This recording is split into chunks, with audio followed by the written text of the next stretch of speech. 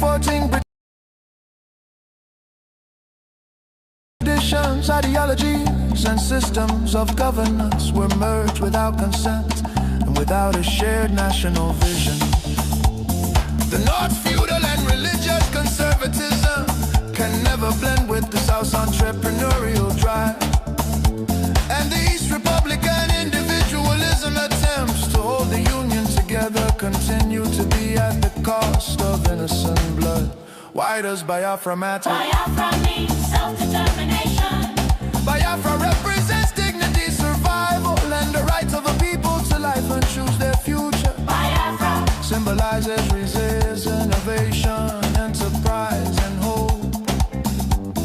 The vision is of a nation with secure borders, focused development, protection of its citizens, and economic engagement with the world, a future free from oppression, fear, and perpetual conflict.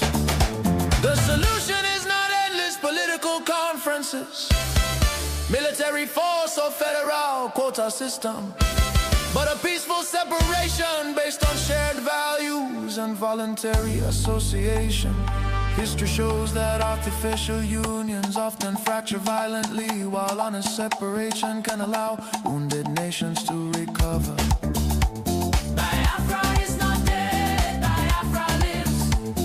It lives because the desire for freedom cannot be extinguished. Nigeria's ongoing crisis, corruption, insecurity, poverty, and division are proof that one structure cannot hold people with dangerous diversities together. For the million already lost, for the children yet unborn. Biafra, Biafra independence is non-negotiable. Let Africa remember that true unity cannot be sustained by force. The world must listen before more lives are lost. Biafra, Biafra lives, freedom calls. God bless Biafra. God bless the land of the rising sun. God bless Biafra Republic, government in exile, led by Prime Minister His Excellency Nkere, for standing tall in the pursuit of Biafra independence. Biafra, Biafra.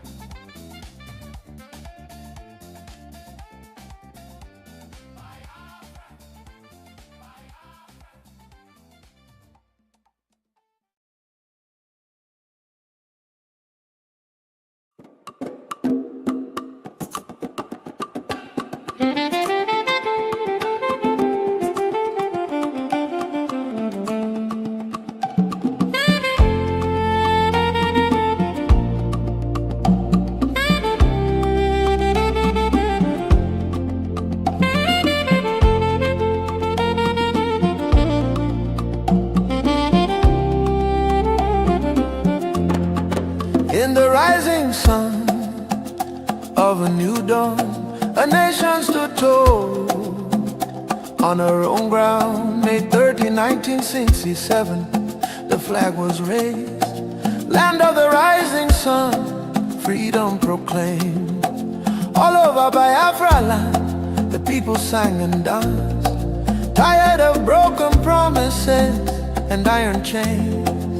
In July 6, 1967, Nigeria waged a genocidal war against the young republic. The drums of war began to sound. Nigeria turned against us on our own sacred ground. May 30, 1967, we still remember the day hope was born and hell descended. Rivers ran red, children cried for food in the shadow of famine and flying bombs. Biafra, Biafra, your name we call. Though they tried to bury you behind the wall, your spirit lives in every soul that knows the price of freedom and the blood that flows. Hey.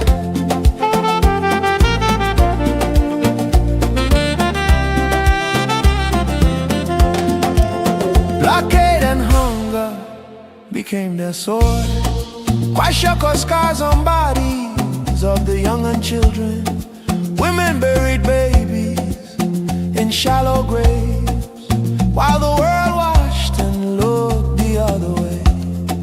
Ulias Street to the starving fields. 1 million souls crossed into eternity. They call it war, we call it genocide. Our peoples will refuse to die. May 30, 1967, we still remember the day hope was born and hell descended. Rivers ran red, children cried for food in the shadow of famine and flying bombs. Biafra, Biafra, your name we call. Though they try to bury you behind the wall, your spirit lives in every soul that knows the price of freedom and the blood that flows. Whoa.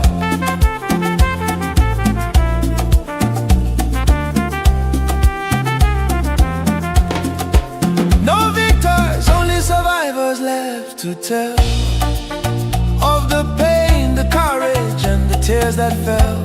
Nigeria may hide one flag, but 2 wounds remain. Only Biafra independence can heal these wounds in the heart of a nation still carrying the pain. We do not forget, we will not be silent for the unborn children and the dead who cry loudest. May 30, 1967, echoes in the wind, never to be erased. Biafra lives in memory and in flame. One day the truth will speak your name. We say loud and clear, never again, never again, never again. Biafra independence is not negotiable.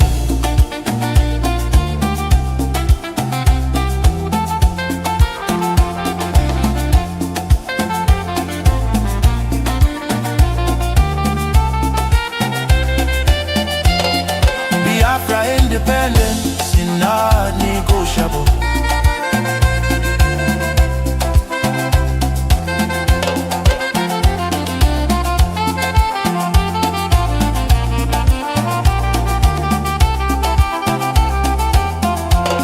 Biafra leaves. Today Nigeria is in confusion. Jihadist terrorist killings everywhere in Nigeria. Biafra leaves. Retreat and surrender is dead for us. Therefore, no retreat, no surrender. God bless Biafra Republic, government in exile, under the leadership of Prime Minister His Excellency Nkere, for standing tall for Biafra independence and freedom. God bless Biafra. God bless Biafra. God bless Biafra, the land of the rising sun. God bless Biafra. God bless Biafra. God bless Biafra, the land of the rising sun.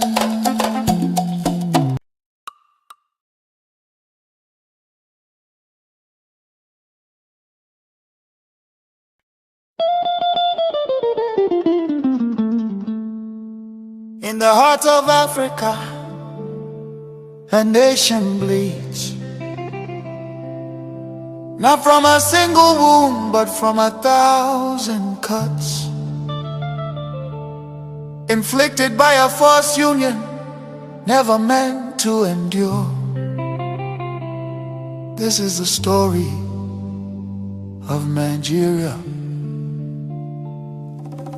A giant built on false foundations, now straining beneath the weight of its own contradictions. And at the center of that storm stands the unbroken spirit of Biafra, crying out for freedom from a nightmare that has consumed millions.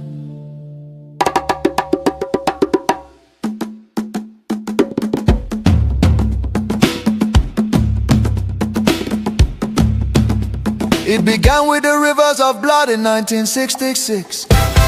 Thousands of Biafran men, women and children, professionals, traders, students and families who had built lives across the Federation. became targets in the northern city, fueled by ethnic hatred and religious hostility. Mobs descended upon innocent civilians. They were slaughtered in their homes, in crowded markets, and aboard trains carrying desperate families back to the east. Streets were littered with bodies, rivers choked with corpses. Survivors returned to the east carrying trauma, grief, and the painful realization that they were no longer wanted in the Nigerian Union.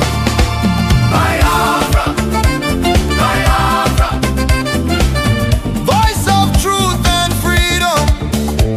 Biafra, Biafra, The rising sun will rise again.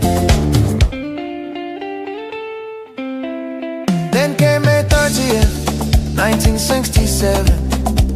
A desperate act of survival. What followed were 30 months of unimaginable devastation. The Nigerian military, armed and backed by foreign powers, including Britain, Russia, and Egypt, surrounded the young republic. A total blockade was imposed. No food, no medicine, no escape. Starvation became a weapon of war. 5 million, mostly civilians, many of them children, perished during what was not just a conflict but genocide against Biafra. Bombs fell on markets. Are we coming out? All right, okay.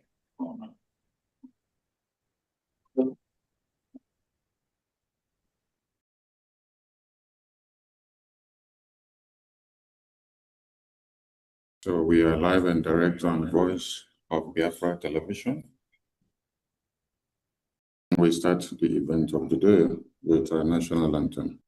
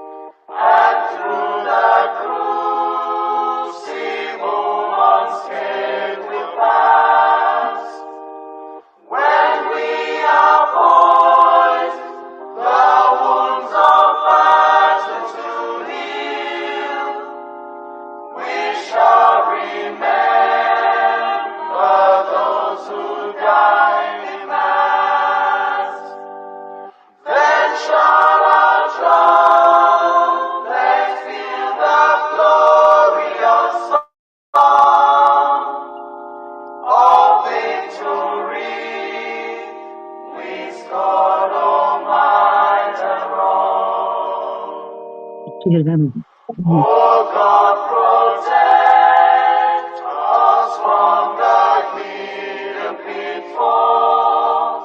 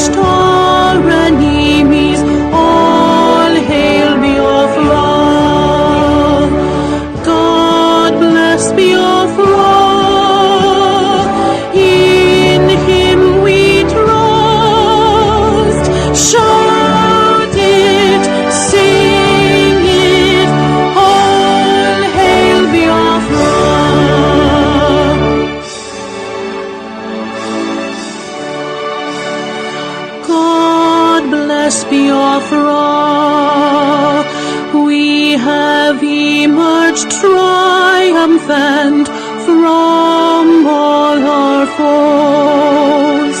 Through the crucible unscathed, we passed victorious. Our trumpets pealing the glorious song. Play it, sing it, all hail Biafra.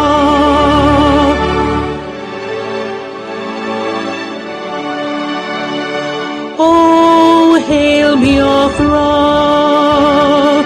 We shall always remember all that perished in the struggle for our freedom. All hail our heroes. Our prayer shall be known both day and night. Say them always. All hail Biafra.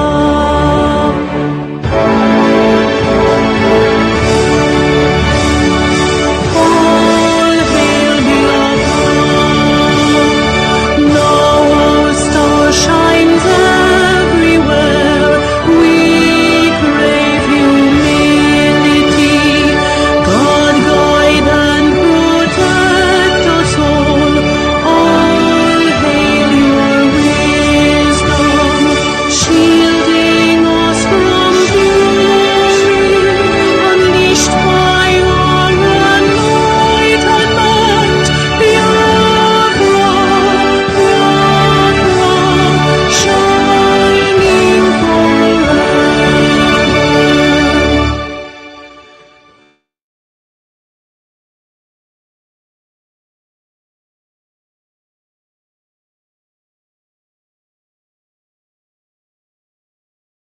At this point, we observe a minute of silence to the fallen heroes of Biafra, the reason why we celebrate the day, and the men and women that stood the test of time for Biafra land to be defended.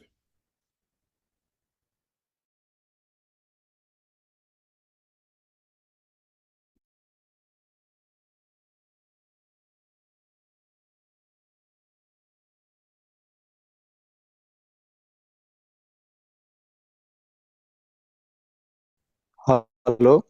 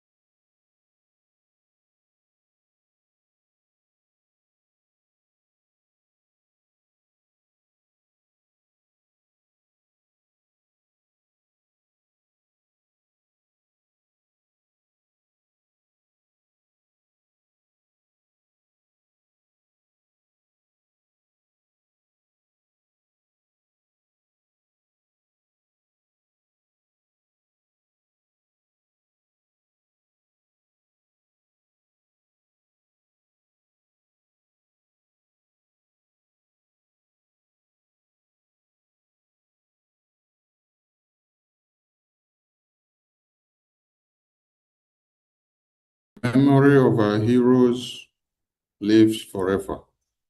They fought for Biafra, they died for Biafra, they declared Biafra because the same hegemonic tendencies that faces everyone today was taking place. Why they fought for Biafra? So that we wouldn't watch and see the heads of our babies, women, and children slice off their head. We remember our heroes, and on this very memorial, proud to finish the race which they started. God help us as we do this. He say, he say, he say, he say, he say,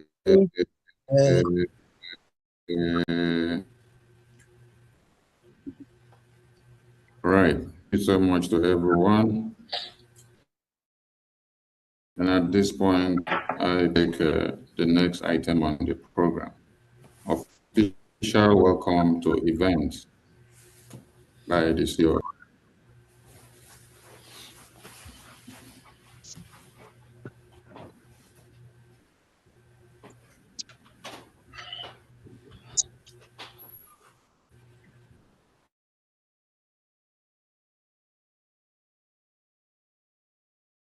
We can't hear you, sir. See, we can't hear you. Okay, try it now. Hello? Yeah. Can you hear me? Yes, I can. Okay. Can you hear Yes, me now? we can hear you. All right. Good evening, everyone, and good afternoon from my end.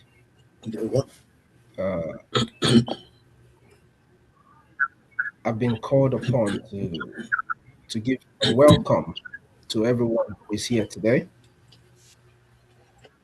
And in that note, I would like to welcome our Prime Minister, Nkere, all the cabinet members here,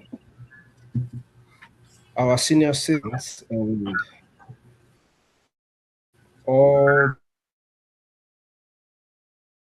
the Biafrans at large who I want to take this opportunity to welcome all those who are watching on different Biafran platforms, on VOB,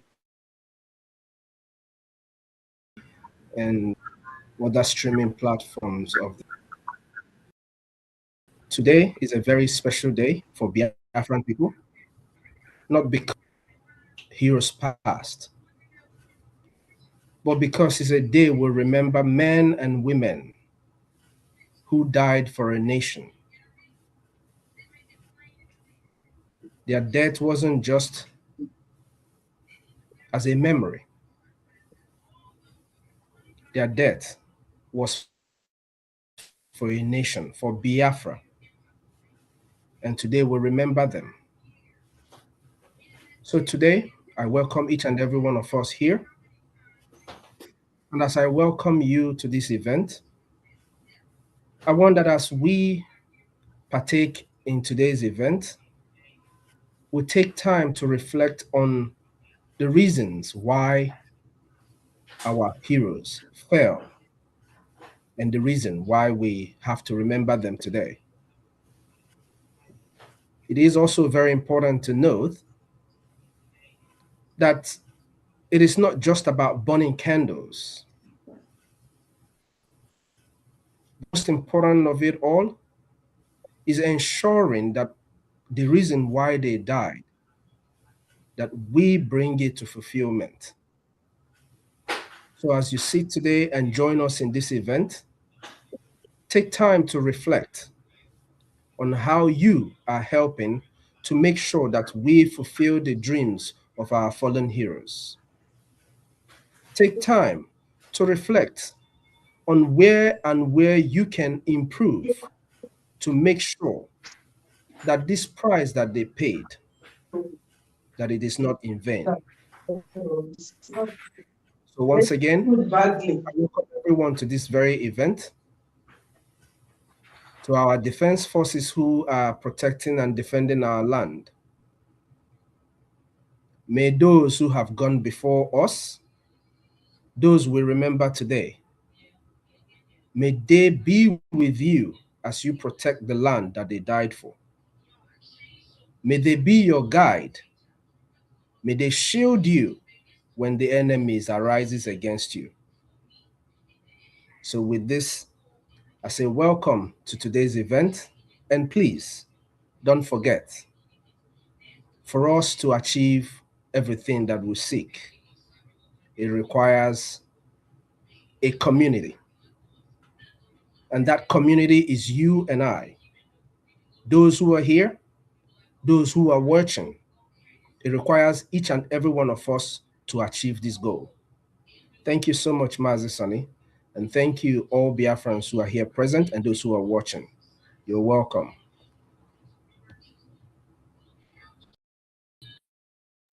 Thank you, Honorable COS, for that warm welcome speech. I appreciate your effort.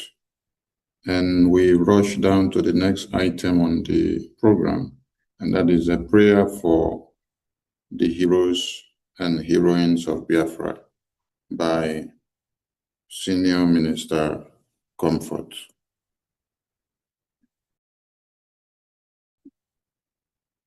Unmute yourself, man.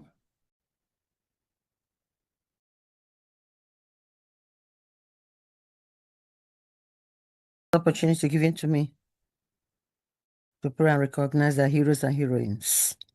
Before I do that, I want to recognize His Excellency Mazi Nkere, our Prime Minister, all the Brgie members represented here, the homeland elders from the facto government, our Biafra Defense Forces, and all of us represented from different sections in Britain. Today we are celebrating a very, very important, memorable, touchy occasion. I humbly surrender and commit this memorable day to Chukwu Okike Abiyama, the Alpha and Omega, the beginning and the end, to preside on this memorable day, which is the 30th of May, that is observed every year in solidarity of our heroes and heroines. Lord, in you do we trust. Elohim, on this special day, we remember your sons and daughters and children that perished so that we may live. Those who sacrificed their lives to protect their children, families, loved ones, and our nation, Biafra. You will not allow this generation that they fought for to be put to shame, Lord. You will not allow our enemies to triumph over us. For no one that hopes in you or trusts in you will ever come out in shame in any war. But shame shall be unto our enemies, and shall also be unto those that trouble your children. Show us your way, Lord, as we are nothing without you. Have mercy upon us, Lord, and may love and grace abide within us. Let there be love shared amongst us. Let there be peace. Do not remember the sins of our youth. For Psalm 51 says, if thou shalt remember our iniquities, they are so many and grievous. Or the sins of our ancestors, for they are many also. If thou should mark iniquities, who can stand? Nobody. Give us Biafra, Lord, in our own time. Let not our sins have hold over us, for we have no other God, nor creator that we can turn to, apart from thee. For the sake of your name, Elohim, give us our iniquities, and grant us Biafra in our own time, that your name may be exalted, praised above every other name. O Lord, today being the 30th of May, 2026, all across Biafra land, we remember our brothers and sisters, O Lord, who died during Biafra War. More than 5 million of our people who were killed, our children who were starved to death, our mothers and our sisters who were raped, beaten, and the people killed in the act of genocide, Lord. We ask you in your own infinite mercies to receive their souls in your paradise and grant them eternal peace with thee, Lord. God bless us all here, Father, that are fighting for liberation of Biafra and our people. God bless the land of Biafra, Elohim. Lord, bless Mazen Nnamdi Kanu, Ahamadike, and Mazi Simon Ekpa, Abatobie, favor and victory in all their court cases, for they have not committed any sin known to man. They want freedom for their people. Father, Lord, finally, I bring His Highness, Mazi Nkere, before you, before that throne of mercy. Grant him fortitude and wisdom to lead us, Father, to victory. Without you, Lord, we cannot achieve Biafra. And everyone that is represented here today, Father, may thou enrich their pockets. Enrich their pockets. Father, may they not be tight-fisted.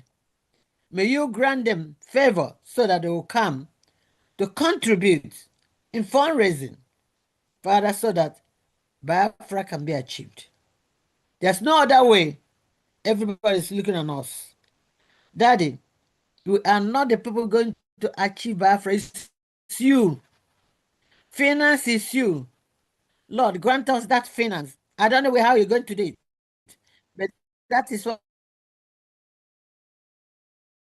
why that particular fund to be able to fund our lawyers, lobbies, this and other ones. I pray in the name of Chukwu Okike Abiyama. It's a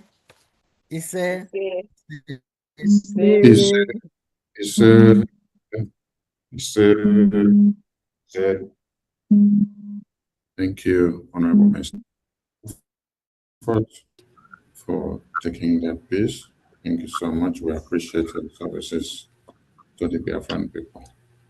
Right, we take some jingles and memorial videos before we go to the next item on our program. So stay tight and enjoy the event.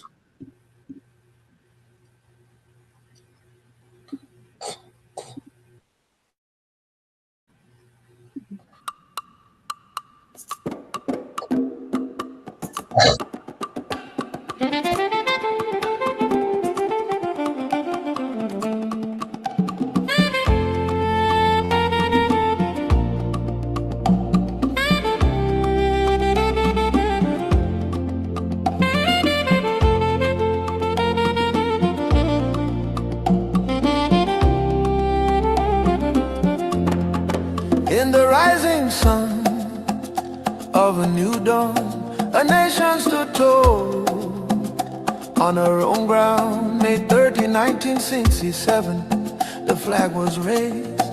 Land of the rising sun, freedom proclaimed. All over Biafra land, the people sang and danced. tired of broken promises and iron chains. In July 6, 1967, Nigeria waged a genocidal war against the young republic. The drums of war began to sound. Nigeria turned against us on our own sacred ground. May 30, 1967, we still remember the day hope was born and hell descended. Rivers ran red, children cried for food in the shadow of famine and flying bombs. Biafra, Biafra, your name we call. Though they tried to bury you behind the wall, your spirit lives in every soul that knows the price of freedom and the blood that flows. Hey.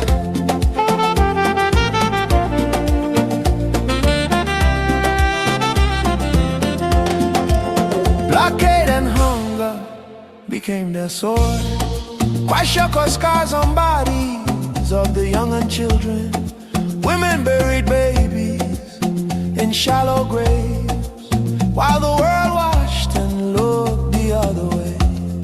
From Uliya Street to the starving fields, 1 million souls crossed into eternity. They call it war, we call it genocide. Our peoples will refuse to die. May 30, 1967, we still remember the day hope was born and hell descended. Rivers ran red, children cried for food in the shadow of famine and flying bombs. Biafra, Biafra, your name we call. Though they try to bury you behind the wall, your spirit lives in every soul that knows the price of freedom and the blood that flows. Whoa.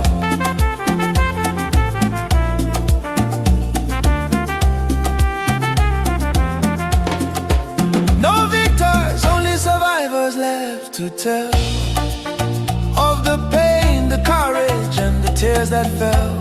Nigeria may hide one flag, but 2 wounds remain. Only Biafra independence can heal these wounds in the heart of a nation still carrying the pain. We do not forget, we will not be silent for the unborn children and the dead who cry loudest. May 30, 1967, echoes in the wind, never to be erased. Biafra lives in memory and in flame. One day the truth will speak your name. We say it loud and clear. Never again, never again, never again. Biafra independence is not negotiable.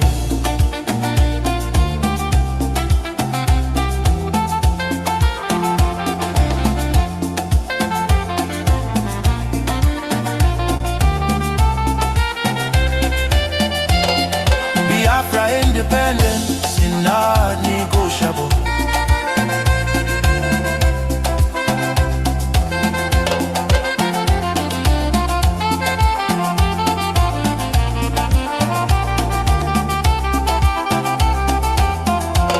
Biafra leaves. Today Nigeria is in confusion. Jihadist terrorist killings everywhere in Nigeria.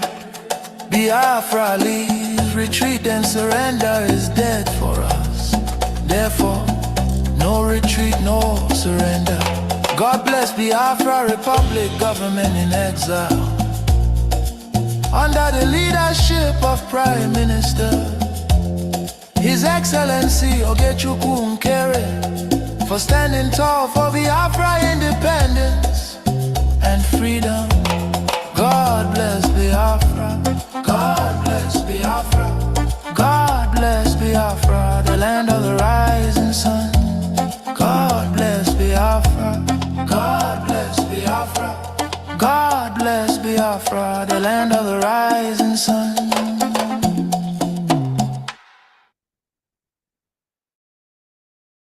Thank you so much. At this point, we go to the next item on the program, that is rare videos of our heroes past.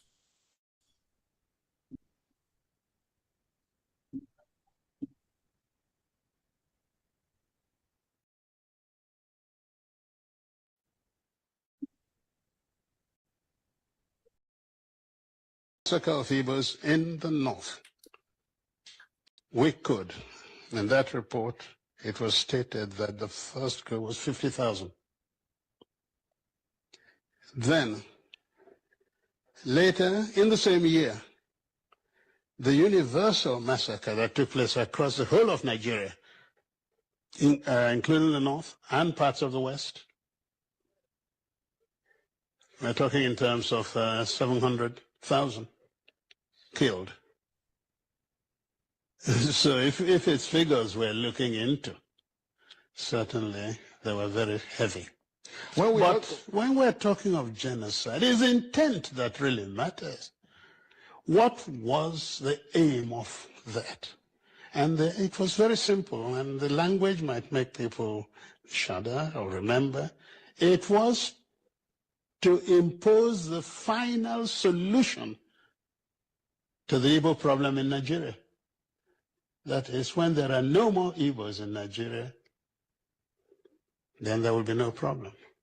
I think if one thinks back, sometime you will know who used that term, referring to who. There was no distinction. The mere fact that you were an Easterner in those days labeled you fit only for one thing, death, and death at the hands of the Nigerian authorities. The Igbos and their associates were killed in practically every village in northern Nigeria. They were killed in many places in western Nigeria. They were in Lagos, even on Nkere Bridge, the very center of Lagos. People were looked at and thought, oh, this looked an Igbo, and killed. The very first army officer killed in Lagos, actually, during that time was from Calabar, was killed on the bridge, and so on. Igbos were being hunted out and killed. The Igbos that remained in Lagos after the war began were herded together and detained without any trial or anything, no question of any legal rights. Till today, property of Igbos are still sequestered in various areas of Nigeria, and they have not been released, not all of them, to the Igbos, the original owners. Oh no, we're quite certain. In fact, the only reason it is not called or not accepted as genocidal is because of the Cold War. At that time, anything ethnic-based was almost like an insult to humanity, and ethnicity became a term of abuse in politics. That's all. If it were today, certainly, what happened in Nigeria is much, much worse than what you have seen of Rwanda, not to talk about Eastern Europe.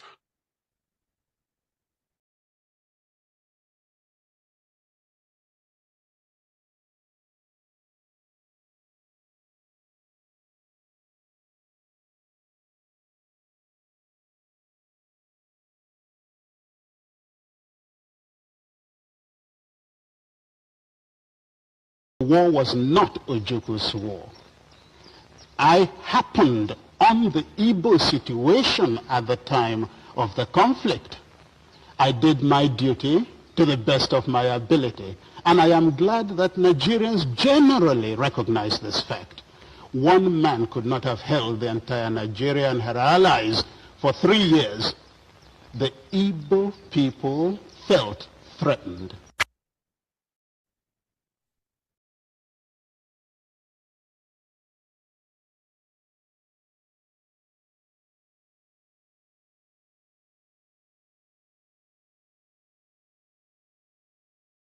The message of truth and freedom, for it is only the truth that can set us free from the bondages of war and propaganda. which we confuse as history. My name is Colonel Emmanuel Nwora Nwobosi. I am 80 years old. It is time to be bold. I am too old to lie. I am not afraid to die. It is time to tell you why we had to try.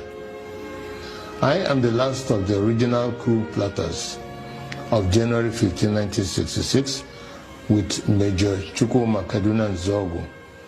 I knew Nzogu well. We went to school together. We trained together. We trained at Sandhurst Military Academy, UK. We lived together. Nzogu was our first head of military intelligence and uncovered terrible plans to wreak havoc across the country.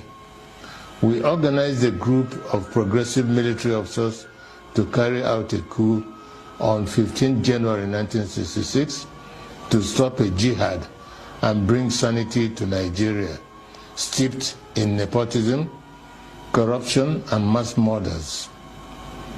The government of Tafawa Balewa, controlled by the Premier of Northern Nigeria, Ahmadu Bello, were using us in the army to repress the Middle Belt and Western Nigeria. Houses and cars were burnt, thousands were killed. There were 9 of us that planned the January 15th revolution.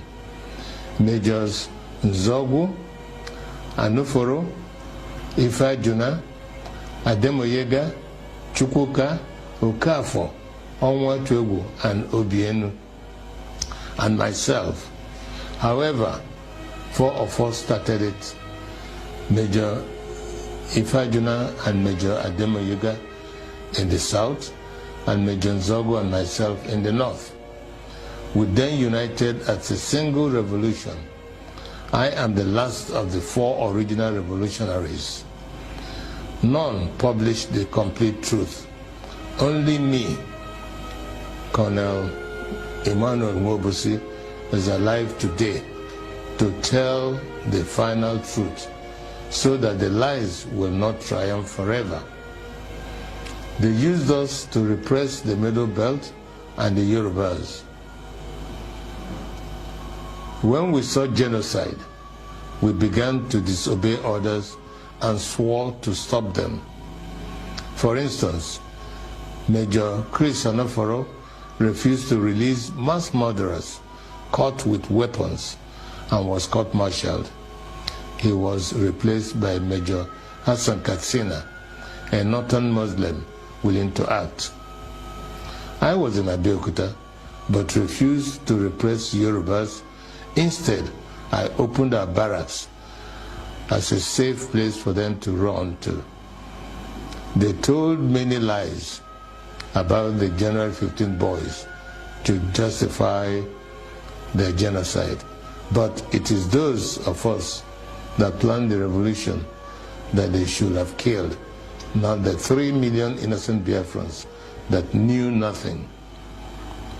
For years, I kept quiet, blaming myself and wondering whether at 27 I was too radical, that my actions led to the death of millions. Today, the same evil in 1966 is being unleashed. As I watch, my sense of guilt has vanished because we were not the evil. We were trying to stop the evil. That evil is radical Islamism. I have decided to speak out and warn the world of the impending disaster if we do not stop it. Each time radical Muslims plan a jihad in their religious mission to conquer the world, they will fail. But in the attempt, thousands and even millions will die. That happened to us in Biafra. At this point, let me differentiate between peaceful, law-abiding Muslims and radical Muslims. who want to kill others, to force their religion on them. The problem is that wherever peaceful Muslims are, there are some radical Muslims amongst them. That is why they began a jihad in 1966. That is why we had to stop it. That is why they killed millions of our people. That is why we declared Biafra. Because we are a peaceful people, and oil and water can never mix. My story is a warning to Nigerians. For years, I was prevented from speaking the truth by exile, prison, harassment, poverty, surveillance, and death threats held over many of the actors like Ojukwu, Zik, Awolowo, Ibiam, and the January 15 boys that survived. But as I watch today, many of the events that led to the revolution are happening again, like Boko Haram, Fulani militia, Niger Delta militants, Shiites, IPOB, and mass murders. Some people think we acted wrongly in carrying out the January 15th revolution, but they may not be fully aware of the realities then.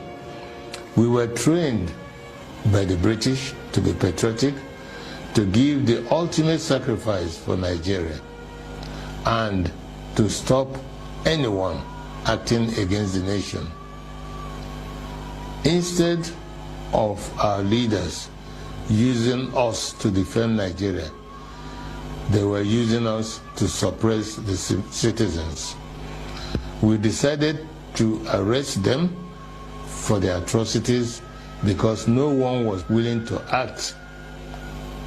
Not Zik, the president, who was powerless, not Ironsi, the head of state of the army, who was a conservative.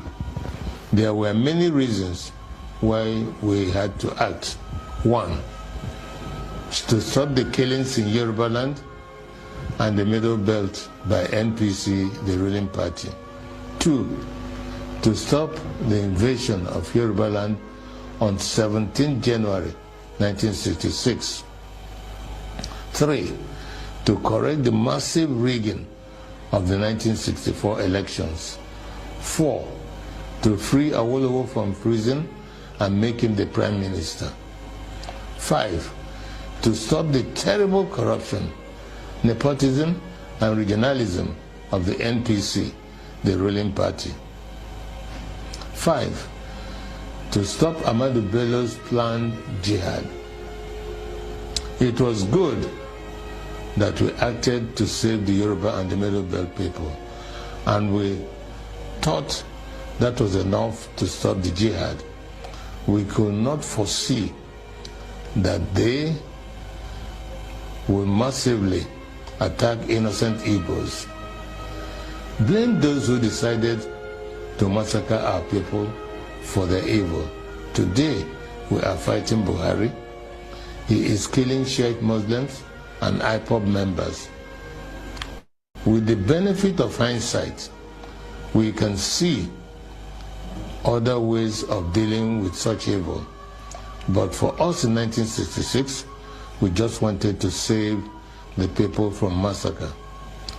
I wish to congratulate Nnamdi Kanu and IPOB for the good work they are doing to free our people from Nigeria and radical Islamism. Many of our people do not understand how vast IPOB is as an organization and the quality of the people that run it. On arrival in Israel, I started meeting high-quality professionals, and I was amazed. I don't know how IPOB united power professionals abroad, power traders at home, and ordinary people from market women to even riff-raff all under one IPOB family with worldwide radio and television.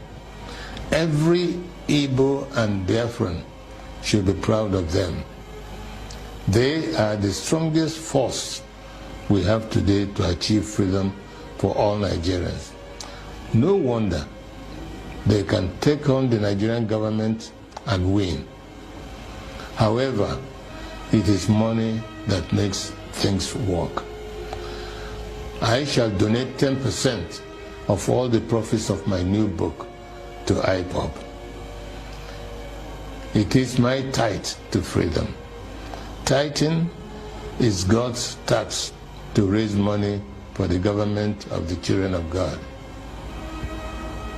I urge you all to regularly do the same so we can have the resources to achieve our objectives.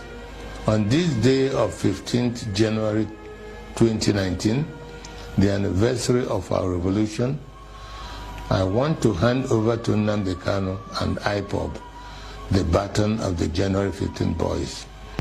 To you, to complete the revolution we started. I am Ogene Obosi, a chief and elder of the Obosi people. I bring to you the blessings of the ancients. I fought for Biafra. I was wounded for Biafra. I shall die for Biafra. He said, Yakasai and northern commentators keep having an about.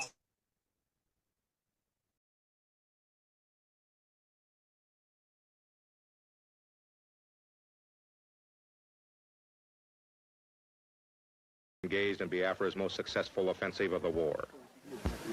How the Biafran army succeeds, armed as it is with an odd lot collection of weapons, is a puzzle. Some at the front carry communist-made AK-47s, like those used by the Viet Cong. Some only World War I bolt-action antiques. Others modern British semi-automatics. And their pride and heaviest weapon, a .30 caliber machine gun just captured from the Nigerians. Much, in fact, of what the Biafrans are now using against the Nigerians, they have taken from them. One military man up here told me, not totally as a joke, that Biafra now looks upon the Nigerian army as its quartermaster general. And if the Nigerian army runs on beer and bullets, the Biafran army lacks both, with ammunition constantly in critically short supply. These troops had advanced 6 miles in less than a week. Then, practically out of ammunition, were forced to stop on the road to Port Harcourt until more supplies trickled down to them. One of this army's other problems is staying large enough to continue the fight against Nigerians. When Biafra seceded in 1967, it had fewer than 1,000 men under arms, and those mostly officers and clerks. Now it has been built up to between 45 and 60,000. The exact number, a military secret.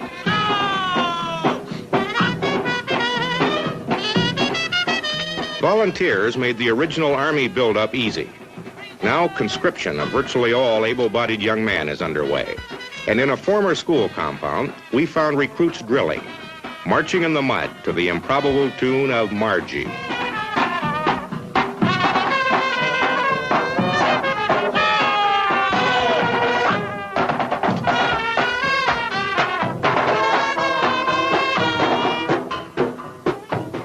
These new soldiers are also taught the rudiments of jungle warfare and ambush, to be used against an enemy which holds most of Biafra's major cities, several vital road links, but not too much of the countryside. The training is basic, but effective. We're going to stab us right by the shoulder here, and we want to defend it. Go.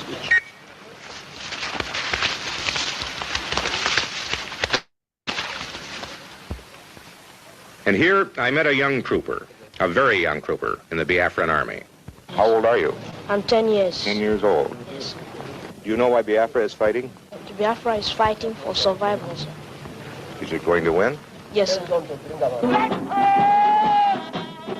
His spirit and that of this tattered army, driven by fear of genocide which may or may not lie ahead if they lose, plus what must be massive ineptitude on the part of the Nigerian army, is the most probable reason that this war of unequals now has gone into its third year.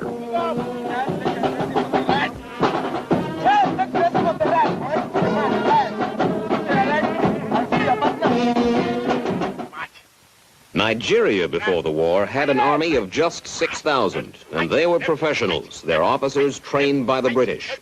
They served with distinction as part of the UN force in the Congo. But then Biafra declared its secession, and all of the Igbo officers and men, some of the best, left to become the nucleus of Biafra's army.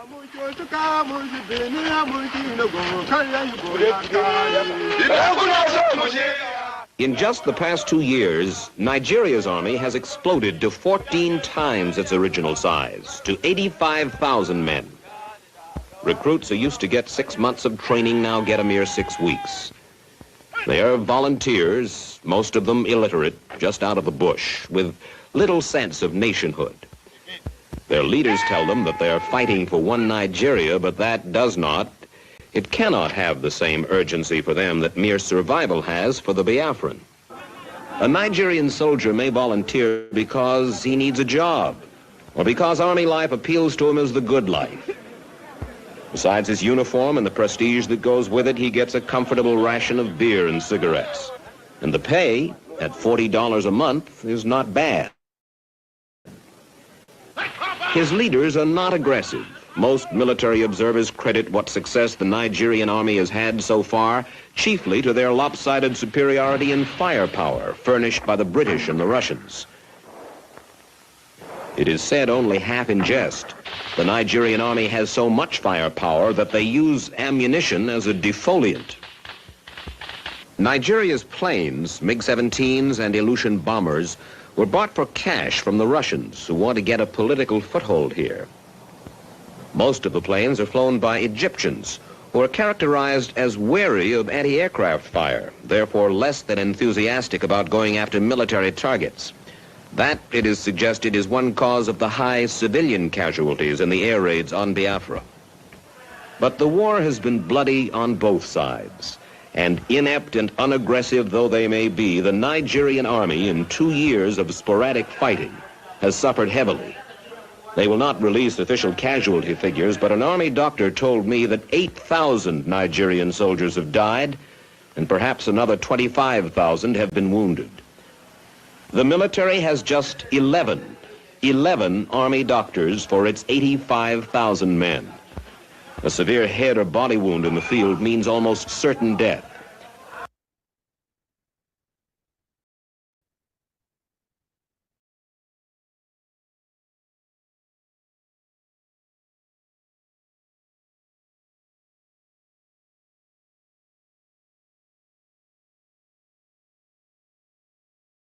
War story, and now they can't. If we want to teach the Biafra story in schools, I tell you, one of the reasons they stopped teaching history was that they couldn't tell our war story, and now they can't tell the Biafra story, and we cannot tell the story of the coups properly. Now, a country with so many secrets that it cannot divulge cannot write history. It is wrong to talk about ignoring the Biafra story. All the injustices and the oppression that led to Biafra are still very much present and with us. You can't escape Biafra, and in fact, the reason we do need to continuously exhume the ghost of Biafra is that the ethnic principles on the basis of which we had to go to war are all pervasive in the Nigerian society of today. And our leaders do not appear to know what to do about them. They start from the wrong premises. Some want to eliminate ethnic groups. It is not possible to eliminate ethnic groups. That old statement by Ahmadu Bello in reply to Zik said, let's forget our differences. Ahmadu Bello said, no, let's understand them. When you do understand them, you will discover that it is possible for those who are supposedly radically opposed to themselves today, it is possible for them to sit at the same table and discuss virtually every problem.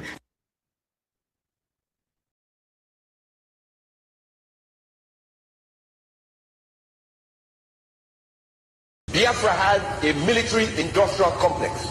They had no money, They were fighting Nigeria at the time from 67 to 1970. They made their bombs, they made their propelled grenade, they had their tanks, they had, what's that again? Obunige. Now, when the war ended, this was dismantled.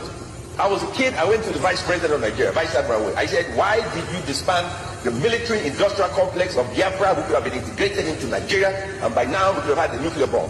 And he said to me, the reason was they felt Biafra would rise again. And so as a child, I went to Uli Airstrip, and I saw Uli Airstrip had every 10 meters they dug a hole because they did not want the planes to land in Uli. And I saw the governor the other day, and he said, till today, they cannot surface that road properly because of the damage caused by Nigerian forces because they felt Biafra would rise one day. We are the cause of our problem. Biafra had a military industrial complex. They had no money. They were fighting Nigeria at the time from 67 to 1970. They made their bombs, they made their propelled grenade, they had their tanks, they had, what's that again? Obunige. Now, when the war ended, this was dismantled. I was a kid, I went to the Vice President of Nigeria, Vice Admiral. I said, why did you disband the military industrial complex of Biafra, which could have been integrated into Nigeria, and by now we could have had the nuclear bomb? And he said to me, the reason was they felt Biafra would rise again. And so as a child, I went to Uli Airstrip, and I saw Uli Airstrip had every 10 meters they dug a hole because they did not want the planes to land in Uli. And I saw the governor the other day, and he said, till today, they cannot surface that road properly because of the damage caused by Nigerian forces because they felt Biafra would rise one day. We are the cause of our problem.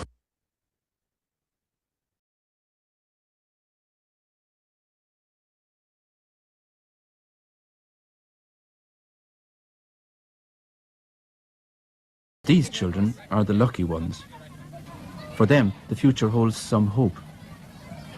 For those who stay behind, hope is something that grows dimmer every day. In a few more weeks, the local yams and cassavas will all have been eaten, and the next harvest will be 6 months away. The supplies brought in by the relief planes will no longer be a supplement to the native food. They will be all the food there is. When that day comes, it will bring starvation more widespread and terrible than anything that has gone before.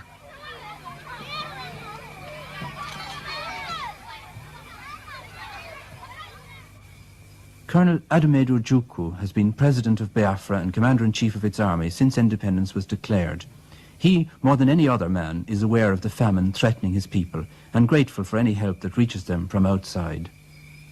Your Excellency, one of the greatest relief campaigns ever mounted by the Irish people has been mounted in the past few months on behalf of Biafra through Caritas. What effect have these airlifts had on the Biafran people? I think it has been a tremendous work, and may I, if you permit me, take this opportunity to thank the Irish people, particularly as this is intended for them, for their generosity, for their deep understanding and humanity, for their practical help in a time of such great travail. It is gestures and help of this kind that builds lasting friendship. We are very grateful today, tomorrow, and forever our people will be grateful. Irish missionaries were recently accused by members of the federal government of gun running and more recently of organising mercenaries. Would you like to comment on these charges? Quite idiotic. Absolutely. I don't know whether in fact anybody takes such an accusation seriously. It is the fluster of a frustrated people, and one can understand their frustration after all the massive support they're getting and finding they cannot conduct their quick kill. It is an accusation just made because they are not advancing in the battlefield. No Reverend Father, no missionary serves in Biafra as a mercenary or organizing one, or indeed doing anything directly to aid our war effort. All the Irish missionaries have done, and indeed the missionaries on this side have done, is their Christian duty of bringing hope, of bringing solicitude, of bringing relief to the afflicted people. That's all. Since the War of Independence began, most of the Irish missionaries have in fact remained here in Biafra. How do you feel about this? To me, it's natural. A missionary comes in. It's like a wedding, for better or for worse. Right now, it's worse. They stay with us. I never thought for one moment that they would leave, and I am happy that they have not left. Our entire people are happy. The Irish government, however, have not recognised officially the state of Biafra. How do you interpret this? Governments are usually slow in matters such as this. I interpret the reticence of the Irish government as arising from a lack of conviction that a recognition of Biafra at this stage is to her own interest. The people of Ireland have demonstrated their own feeling in this matter, but governments are always slow. I think that it's a good start that the people are understanding. This understanding by the people, I hope, soon will be transmitted to their accredited representatives and the government. We would very much, of course, like to see a more positive action, diplomatically and politically, from the Irish government. Your Excellency, it's now over 18 months since this war began. Do you have any regrets now about the secession of Biafra? Give me 1,000 opportunities again, I will do precisely what I have done. You have only to look at my people, go out to the streets and look at them and see exactly what they feel about the situation. I am today in a happy position of knowing that I have acted absolutely throughout according to the wishes of my people. No, I have no regrets.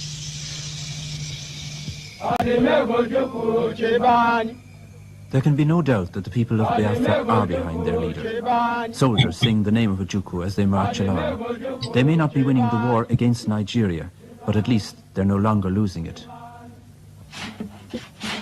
The war against hunger, however, is going less well. Among the craftsmen of Biafra, only the coffin makers are prospering. Business has been brisk indeed over the past 6 months, and it will become brisker still as the local food supplies are exhausted and the impossibility of feeding a whole people by a nightly airlift becomes apparent. Oh, impossible. After all, we are roughly 10 million in an area the size of Munster. And you couldn't possibly, as Caritas Internationalis have clearly said, we can't feed 10 million people. We can help you. Well, this means certain famine. Oh, then. this means starvation, utter and complete starvation. Even Oxfam, even representatives from England have said within the past week that they estimate that 2 million people would die at the end of 2 months. And that's not over-exaggerated. As a matter of fact, I insist again, and I've written it several times, you couldn't over-exaggerate the hunger problem. You couldn't. Well, can you see no solution then to this at all?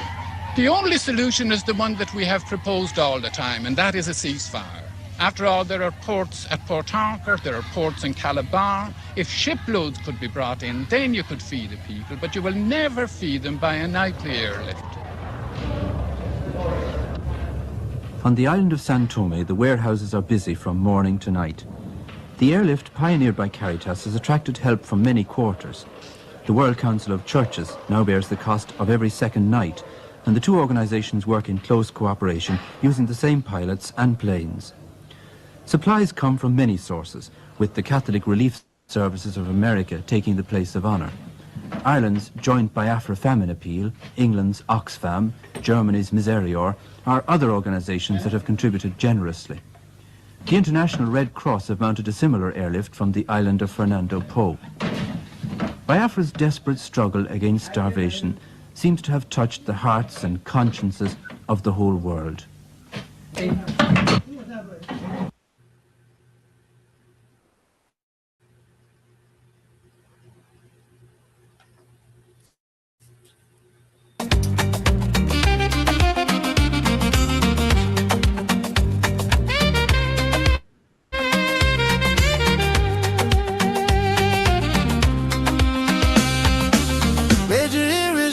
Sing I'm loud. Go Georgia, for all our heroes we make us proud. Go Georgia, Biafra blood, Biafra spirit strong. Go Georgia, their story they live now they make us holy. Go Georgia, dance with joy even if I they cry. Yeah. Go Georgia, on our people we pay the price. Go Georgia, me tragedy we no go ever forget. Go Georgia, forever bright, forever we go praise. Go Georgia, go Georgia, go Georgia. Back for 1967, call come out Georgia. When trouble show face, hope still stands tall. Them stand ground well to protect their own. Past fire, hunger, rain and heavy stone. Oju cool us with hearts way true. Mama them fight, papa them too. Picking them brave as them walk at the road. Every sacrifice where them sow, na good see them soldiers. Them build things with hand and sense way bright. Ogbuni go shine like morning light. Pulia strip they touch the sky. Them say we no go die, we go still try. No, we no go let their name just fade away. Their strength now our strength to this very day. Lift your voice, lift your leg, make the rhythm flow. For heroes of old, for heroes of old. May 30 we go stand and sing. I'm loud. For all our heroes we make us proud. Biafra blood, Biafra spirit strong. Their story they live now they make us so. Dance with joy even if I they cry. On our people we pay the price. May 30 we no go ever forget you. Forever bright, forever we go pray.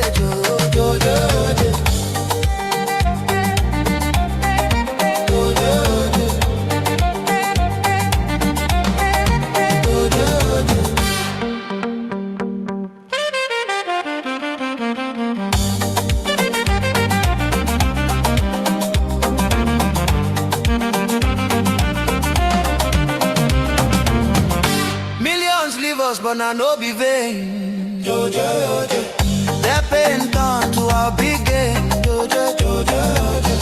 Whole world look and learn the truth about human value and brave you. From east go west pass every say. We they carry their legacy. Strong sense they run deep inside. Every step where we take, now pride where they guide. Women stand when hope almost go. Them you wound, them show love well. You them arise, keep fire, they burn. Freedom dream now waiting with the land. May 30 we go stand and sing, I'm loud. For all our heroes we make us proud. Biafra blood, Biafra spirit strong. Their story they live now they make us solo. Dance with joy even if I they cry. Honor our people we pay the price. May 30 we no go ever forget.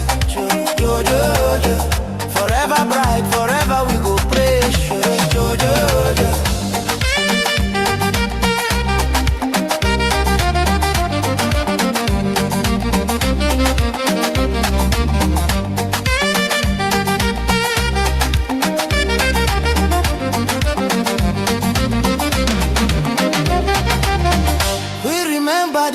younger, we remember the pain.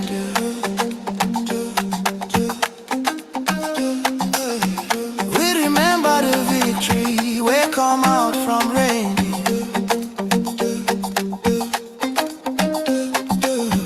No winner, no loser, but spirit no breaking. Promise of peace where them talk, we no go take them for faking. Justice and truth, we hold them high, oh, under sun and under sky, this be our day, this be our song, where we belong, where we belong,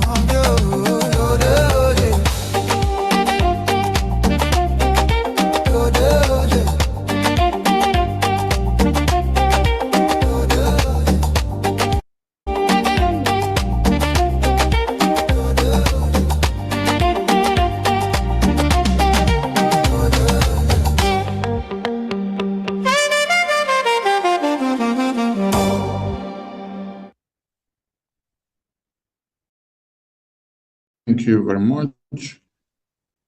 Thank you to everyone that have made it to this very occasion, and we appreciate all your services and sacrifices. All right, we are going into the next item on our program, and that is the talk show. And we have some members of the team that have to talk to Biafrans on this very day. And I will start with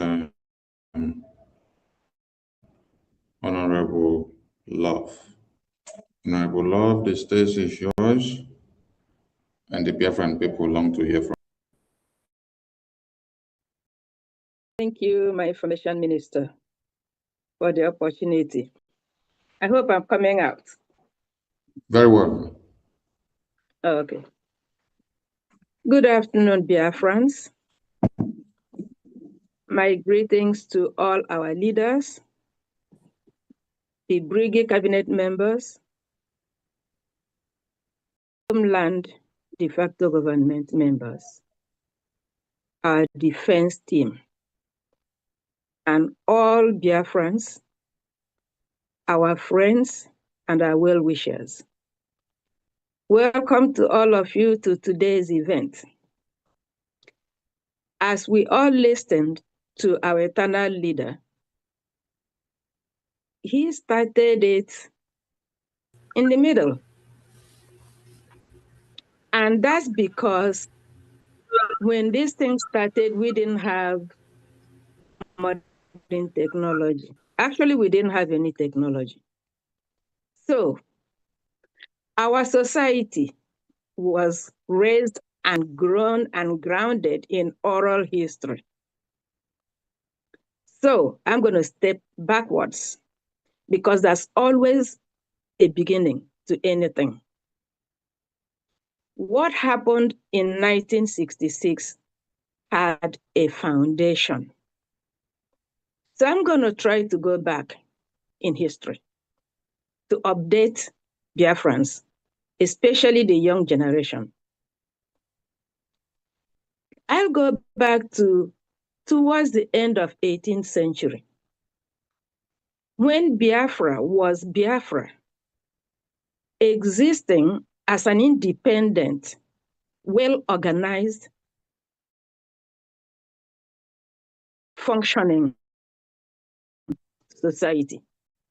Before those people came, I call them bandits from the Atlantic. They came through Calabar. That seaport in Calabar that is non-functioning now was a functional seaport. They came through there. Are we talking today? We are talking about our heroes and our heroines. Who are those people? Those are Biafrans that refuse to be reduced to nothing. Those are Biafrans that refused to give up who they are. They refuse to give up their human right given to them by God the Almighty. Chukwu Okike Abiam. So when they came to change us, the arrow fighters put up a resistance. Those are our first heroes.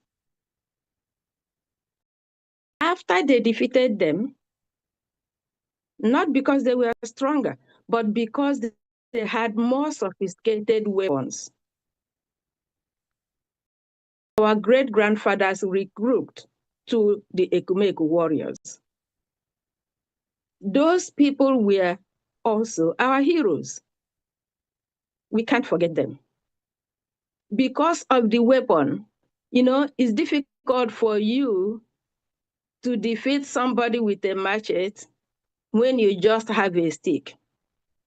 The same thing when you have a gun, you become superior fighter towards your opponent who has just a stick. So that's why they were able to defeat our people. Then come to the almighty 1914, when they begin to find things that they need.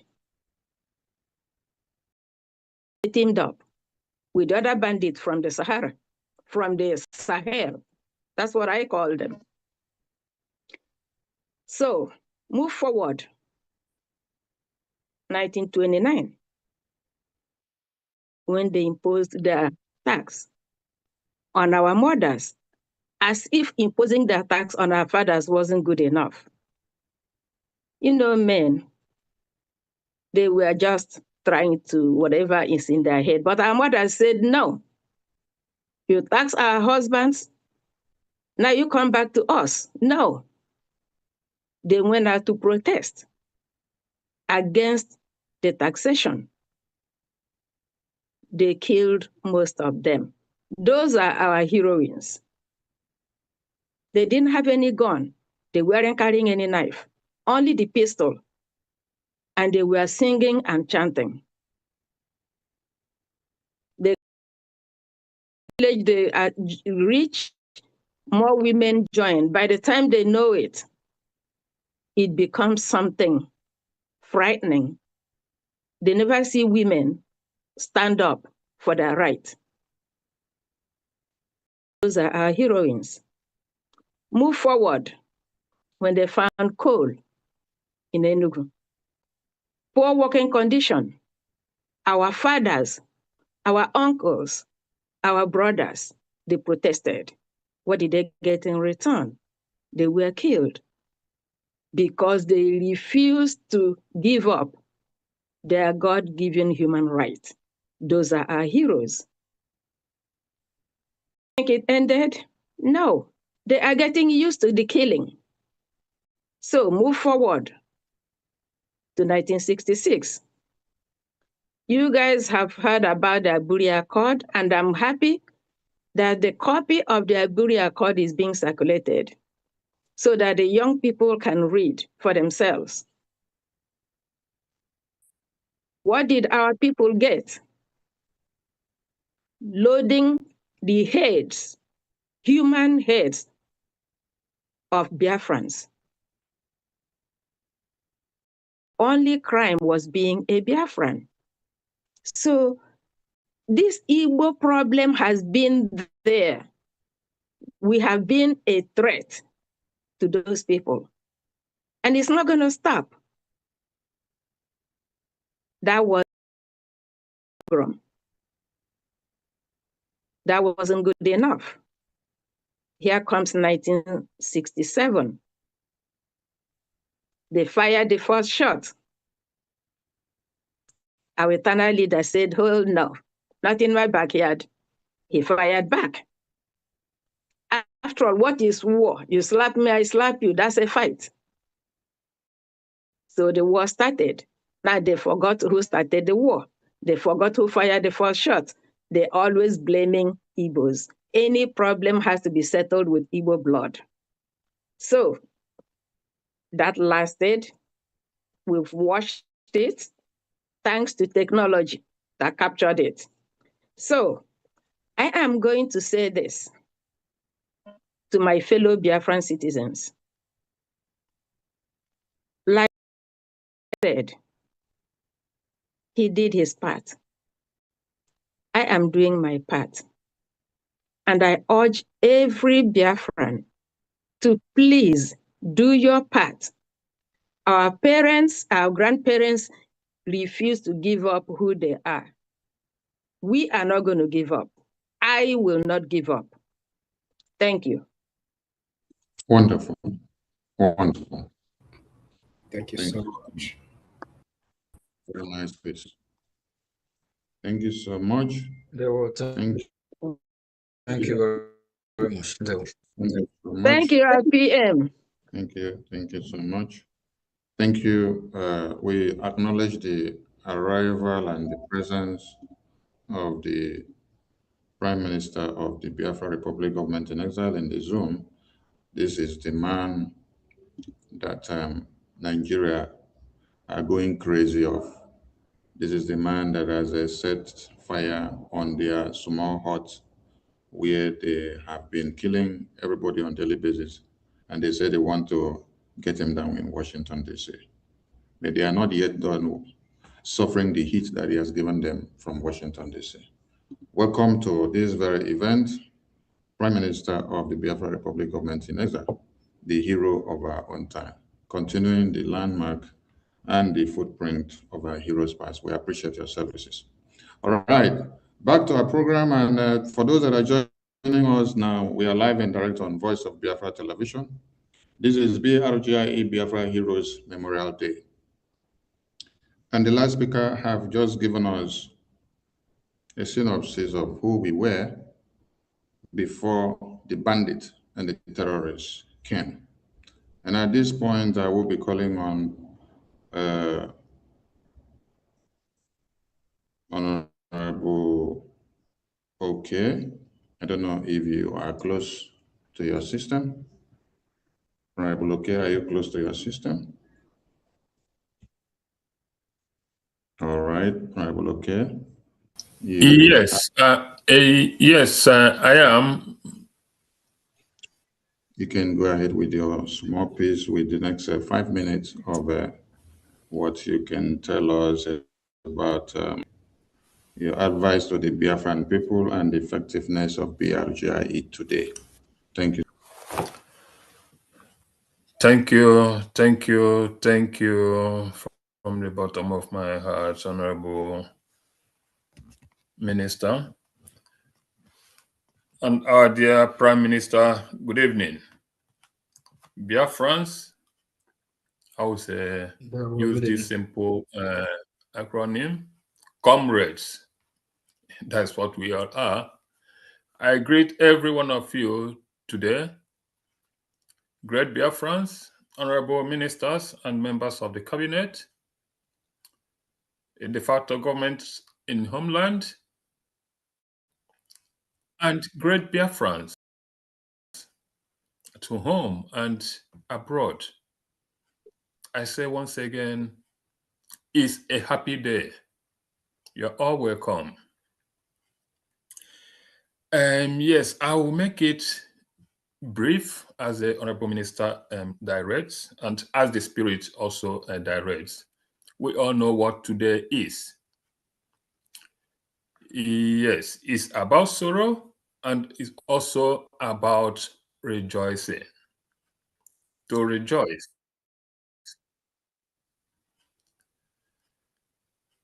First, I would not like to go so deep into highlighting because we all know the story, we all know the history, we know where we are coming from, and we know what has led to this epicentric history that we are observing today.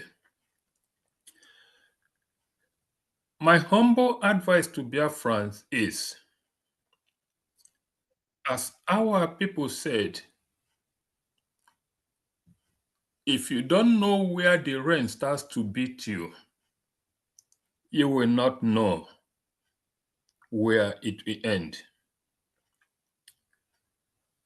Highlighting further on this is this issue of genocide, massacring of our people. It did not start today. It did not start yesterday. It did not start day before yesterday, neither did it start last year. It started the very day this enclave was brought together by our only known oppressors and antagonists. The Nigeria, which never was, and the British that made it due to their economic gains and nothing else. Not of what will benefit or how it will benefit us, the Biafrans. Knowing this, like I said, it did not start yesterday, neither did it start the day before. Ever since this plight of ours started, we've had men and women that have been fighting for us. Men and women who have ever, always stood, arose to say, no, we disagree with this. Unfortunately, their voices were not strong enough to stop us being in today's predicament. But they spoke. They rose up. They stood firm. Part of their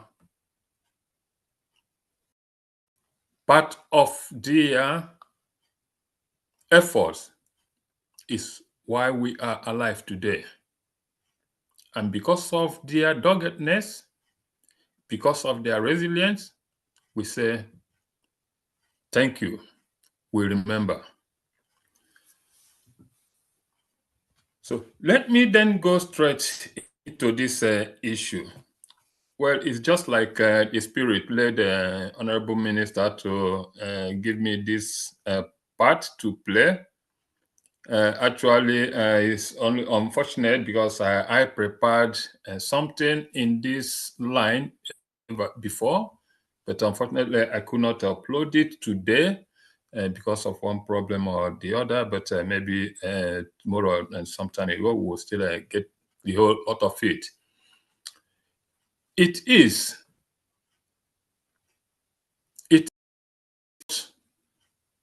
like I said, men have stood for us, men have risen for us, men fought for us. But then at the end of every tunnel, at the end of every dark tunnel, there is always light. That light that transcends to hope.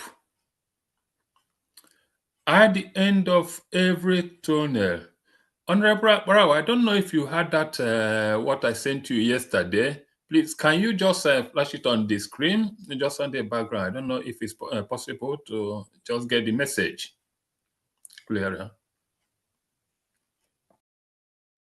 So, at the end of every tunnel is light. Gallant men and women rose in defense of us for our existence, that we may live. Because of their effort and doggedness, we remember we are all alive today. That doesn't mean that the fight ends where they started, nor had it ended. And because that fight has not ended, because their efforts has not yielded, because the life they shared, the blood they shared for us have not been reaped the way they anticipated, the way they wanted it to be. Because of it, we are still standing today. Because of their efforts, because of their sacrifice, we are alive today.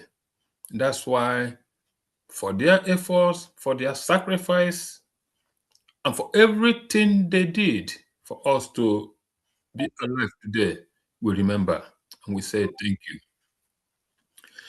There's something in life that I want to share with every one of us, Biafran.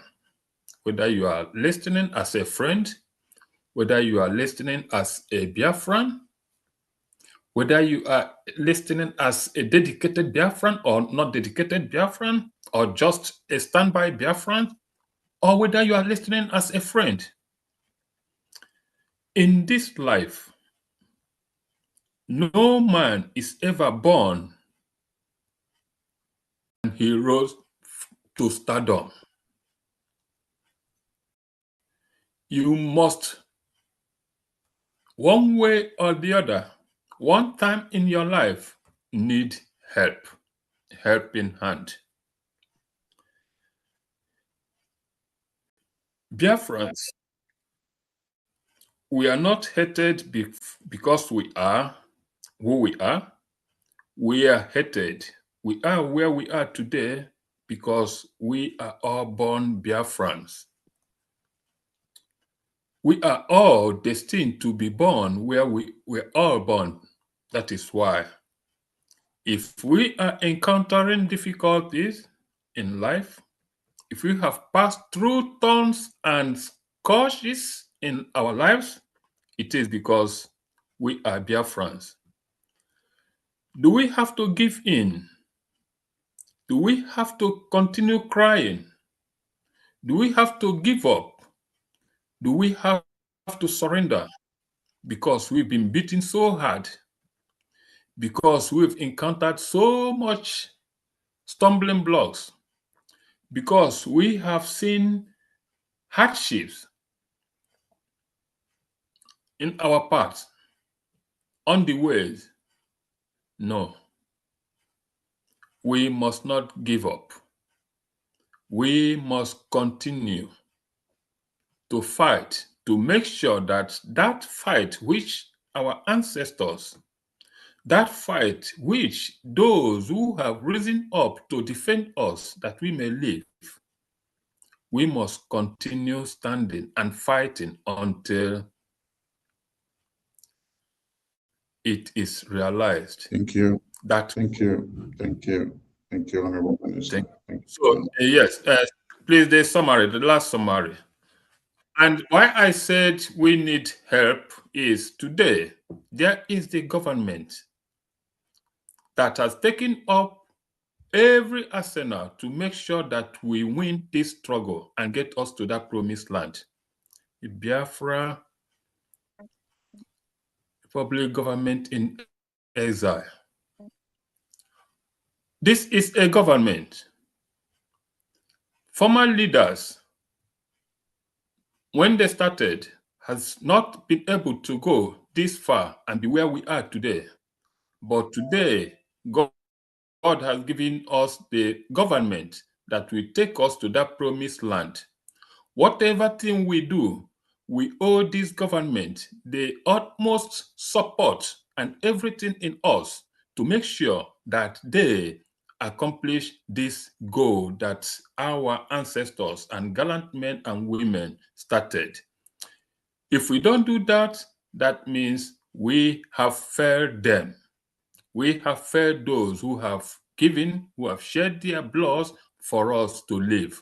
We must do everything possible to make sure that we support this government, not an individual, not an organization that is maybe not recognized world over. We know that government is the only mouthpiece that can speak to every other government in the world today. That is why we must all come out and encourage this government to continue doing what they are doing today.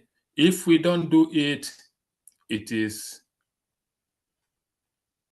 telling those that have shed their blood for us that we don't appreciate, because supporting this government is the only way that we are going to restore and liberate Biafrans. Thank you once again, and because the time is too short, but maybe we'll find time next time to continue. We remember all those that shared their blood for us. We also appreciate their dedication and resoluteness. I will end this with just a little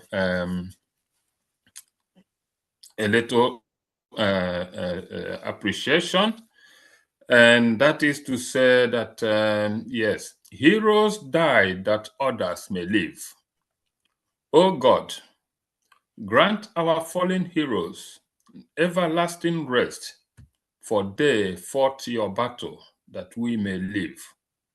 To our veterans, shower them with abundant blessings, joy, and goodwill, for they are our living heroes. May their efforts and resoluteness never be in vain. Thank you, Biafrans. Support this government. That is the only way out. Thank you so much, Honorable. Okay, I appreciate your services for Biafra and the Biafran government. I appreciate you. Thank you so much. As I will call up Honorable Betty, I will then advise Honorable Emily to get ready. After Honorable Betty, you will take the stage. Okay, Honorable Betty, over to you. Let us know the real enemies of the Biafran people. Thank you. Thank you so much. Am I coming out? Yes, ma'am. Yes. Okay. I greet every Biafran, men and women, lovers of freedom. I thank all of you for giving me this opportunity today, which is 30th of May, 2026, when we remember our heroes, both the past and the present heroes. We pray to God Almighty that their souls will continue to rest in peace, and that God will give those who are still fighting on the ability to fight as one, and remember that we are fighting a just cause for freedom. Biafrans, based on what we are doing today, I just have to remind us that Nigeria Islamic jihadism remains Biafra's common enemy. I know that many people, like the children born after the war, Nigeria war against Biafrans in 1967 to 70. Some of them have no knowledge or idea of what happened then. But however it is, we will always remind them. During the Nigeria-Biafra war, other Nigerians were not saying anything or doing anything. They just kept quiet. And they called us all sorts of names. They called us separatists. They called us terrorists. And based on everything that happened during the war, they removed history from schools so that children will not have ample knowledge of what happened, why their people are being killed, and why the war is never ending. Now, my people, I have to start with Usman Dan Fodio, who migrated to that part of the world in West Africa, Sokoto to be precise, in 1804. He was an Islamic cleric, and he has followers fighting with him on jihadism. And my English dictionary here says that jihadism is a violent political ideology. Its practitioners seek to establish states governed exclusively by their strict interpretation of Islamic law, Sharia. This has been ongoing, my people. During that very war, other Nigerians never appreciated Biafrans, which they call Southeast. And Biafrans are these people who are very tolerant. We are very liberal. We welcome foreigners, we welcome visitors. Based on our religion, we do not discriminate against anyone. We don't fight religious wars. When these marauders came, we accommodated them. During the time of amalgamation, or before the amalgamation, we were Biafrans. But all this were removed from school so that our children will never know their origin. So we were all referred to as Nigerians. And the amalgamation took place and we continued going. After the death of Usman Danfodio, his children, Ahmadu Bello, Tafawa Balewa, and the rest, they continued fighting the jihad war. Because they could not penetrate Biafra land, they saw us as challenging, and they continued. During that 1966 that everybody was talking about was barely 6 years after Nigeria regained their independence from the British, and they started the jihad war. When Colonel Nwobosi was talking, he made mention of the reason why coup was taken to stop the jihadist war. Other Nigerians never knew that Biafrans were suffering because we are predominantly Christians. It is only in Biafra land that you will come and you will see everybody as Christians. We don't have Islamic groups. We don't.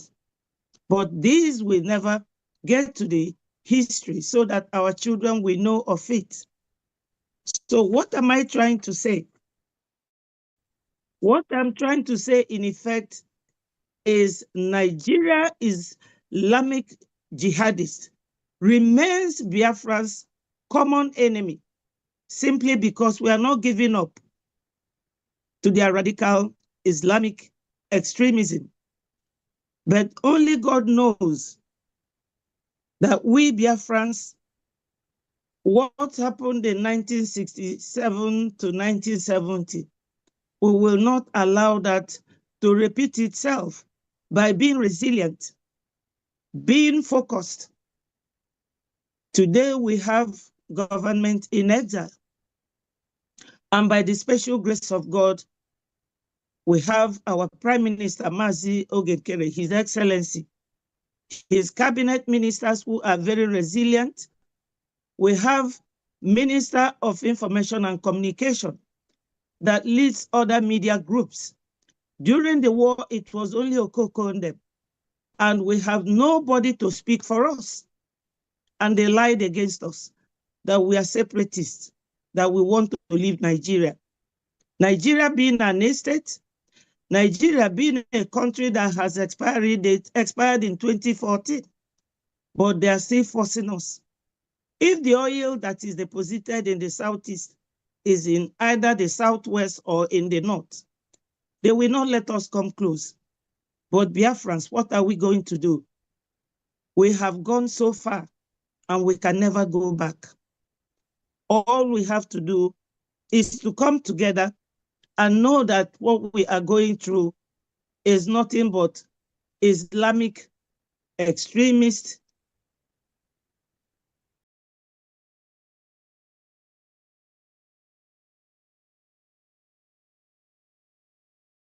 trying to bring us on religion. So Biafrans, let us walk as one people with one mind. Remain focused. I know it's difficult. because the stage we are now involves a lot of funding. No matter how little, always endeavor to chip in and make your own donation and support your government. Thank you, fellow Biafrans. As we go on, we are not going to surrender. Biafra is our land, is our right. Thank you so much. Thank you. My greetings, special greetings to our Prime Minister. You are doing so well. It's not every time that we will be coming to thank you or greet you for what you are doing. Just know it that you are now the father. No matter what your children do to you, you beat them with the right hand and you bring them back with the left hand. All hail Biafra. All hail Biafra. Thank you so much. Thank you. Thank you so much. Thank you, Honorable Betty. I appreciate you and your services for Biafra and the Biafran government in Israel is super. You. Honorable Emilike, please. Pardon me of your time. The de facto government, because of their network issues and time differences. So, Minister of Interior and Minister of State and Chairman Joint Chiefs of Staff of the Biafra Defense Forces. We want you on the mic. Any of you that is available should indicate and come to the mic, please. Minister of State, Minister of Interior, and Chairman Joint Chiefs of Staffs of the Biafra Defense Forces. Okay. Minister, Joint Chief of Staffs of the Biafra Defense Forces, over to you, Minister. Success. You can unmute yourself, sir. You have 5 minutes. Go ahead. All right, fellow Biafrans. I greet all of you from my location. His Excellency Honorable Nkere. Good evening, and good evening, fellow cabinet members of the Biafran Republic Government in Exile, and our indefatigable administrators of the Department Government in Homeland, and to the frontliners, the Biafran Defense Forces. I greet all of you. To fellow Biafrans, I bring a fraternal greetings to you on this historic day of our Heroes' Day celebration. It is with an unbounded deep pleasure that I salute this very august gathering. Today, we stand united in solemn remembrance and a profound gratitude as we honor the memories of our fallen heroes. Those brave sons and daughters whose courage, sacrifice, and unwavering commitment for the cause of justice, liberty, and self-determination continue to inspire our collective resolve. Heroes Day is not just a mere date on our calendar. It is a sacred moment of reflection.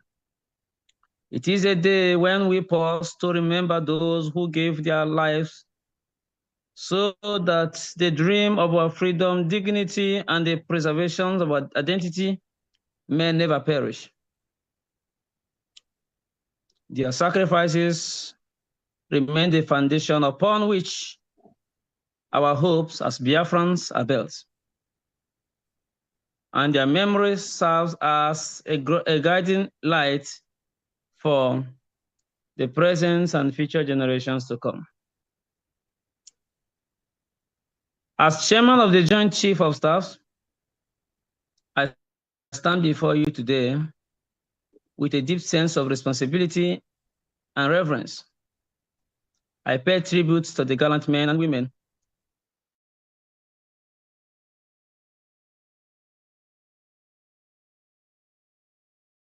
ideal of patriotism, honor, and the devotion.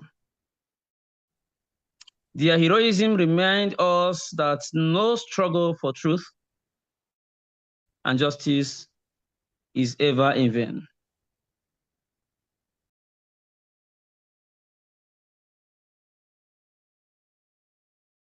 Our commitment to the principle for which they stood united, resilient, disciplined, and an unshakable belief in the righteousness of our cause. Because at every point in time, we call ourselves Umu Chineke, the very image of God.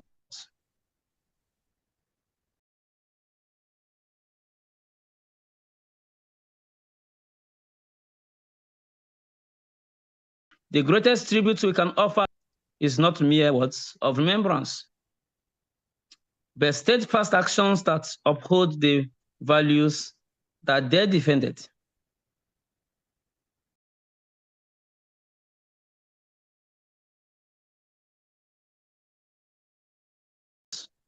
(1966). How we have been humiliated, our mothers were humiliated. The genocide of 1945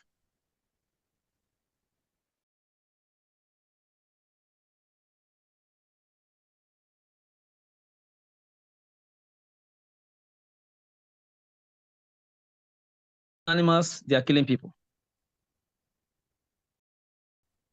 To our people at home and all of you in diaspora,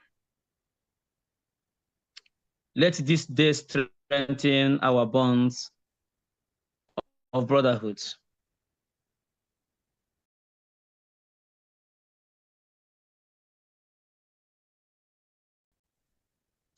Let there be no partition of the name Biafra. Biafra stood as one, and it means come and join. We are not despising anyone. We're not chasing anyone out of the government. But if you value the sacrifices of those who went before you, then you don't have to justice in this very struggle.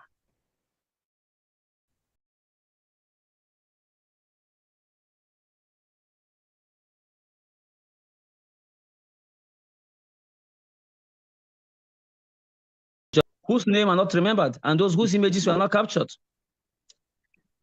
that work for Biafra. You that is here, make sure you build on the principle of the foundation at which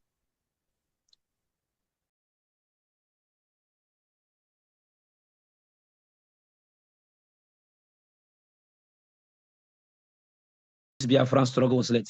Fear and discouragement. Instead, embrace courage, wisdom, and determination as we continue to pursue peace, justice, and equity. To all families of our departed heroes, both present and the past,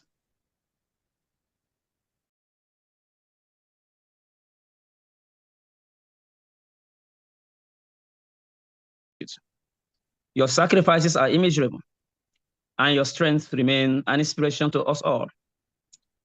The memory of your loved ones shall forever remain etched in the heart of our nation. As we commemorate this Heroes' Day,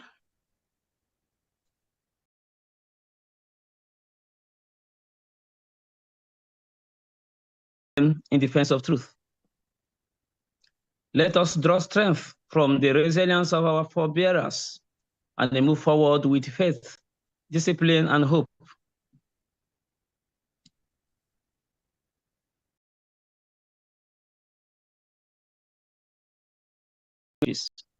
May their sacrifices never be forgotten,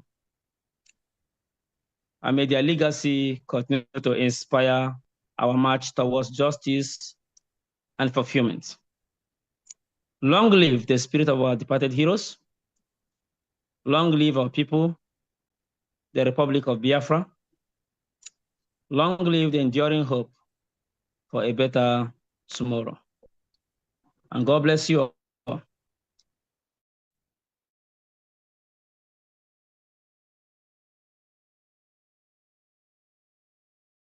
Thank you very much. Minister of State, Minister of Interior, Minister of State,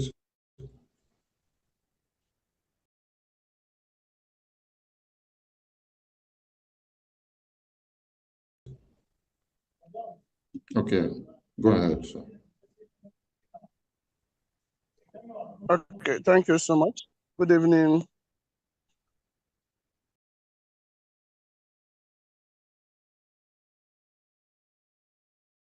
Hand of fellowship to the government in exile and the factor government in homeland. Good evening, my PM, Nkere, with the executive. Today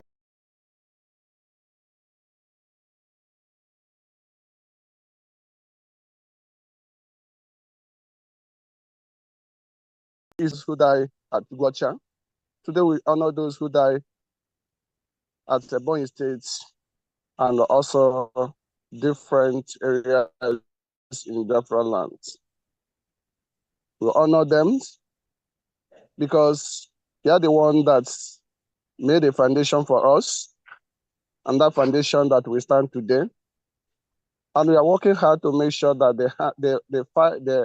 the fire they put in our hands will not quench. The devil are trying their best by kidnapping our brothers and sisters. Some of them are in prisons today because of this journey. But we must continue. We'll make sure that the hope they place in us will not be in vain.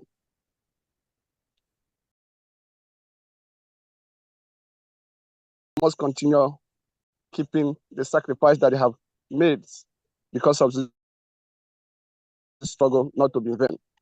This is a great day to us.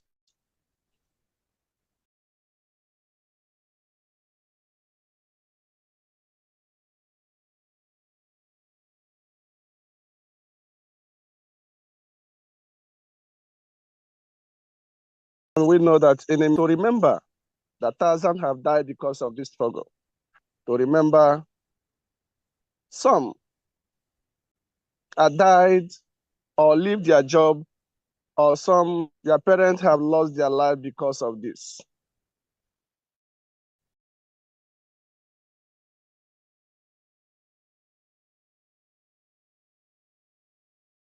Sure that the death of our people will not be in vain. I must assure that Biafra de facto governments will try their best to make sure that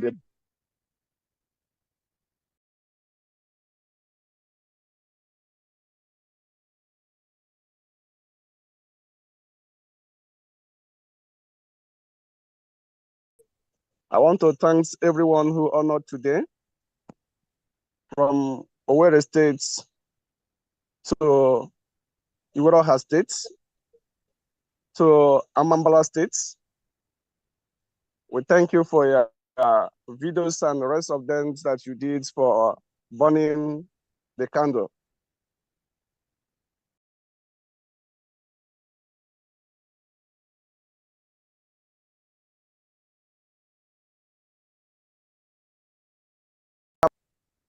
Who remember the souls that have died because of this struggle. We need to buckle more. Some of them died during the time that people are using this struggle to play.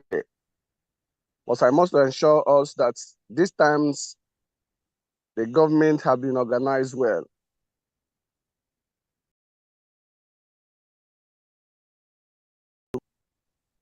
The death of our people will not be vain as long as we are concerned.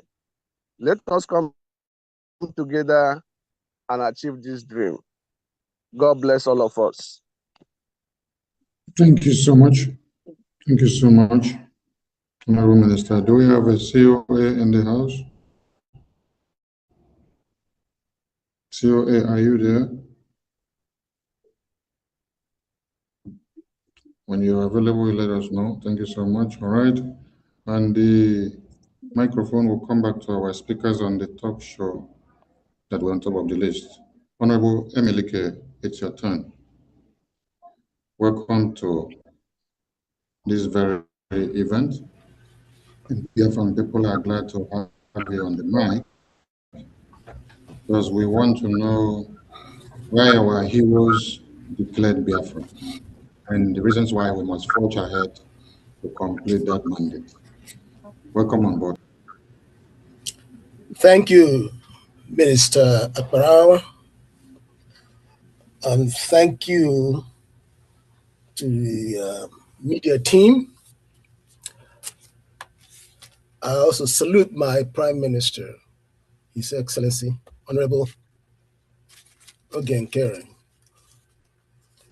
Sir, you have been magnificently,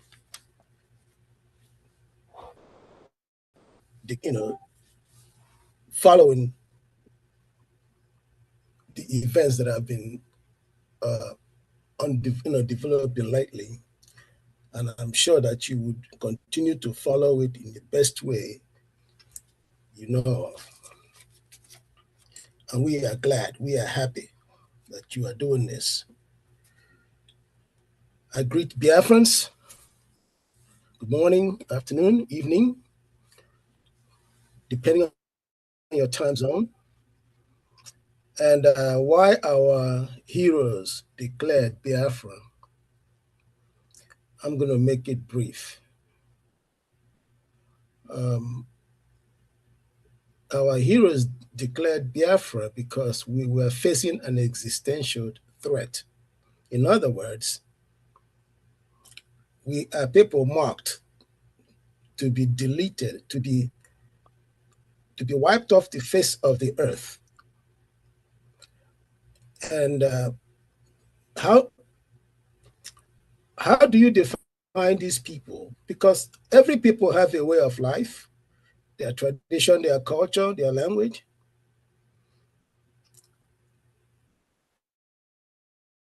And without these traits, it's going to be very difficult to call a people, because that's what makes people all over the world. They have their individual languages, they have their way of life, their culture. And these things were threatened. Also, they wanted to protect our land. That's why they declared Biafra. I will not go into some of the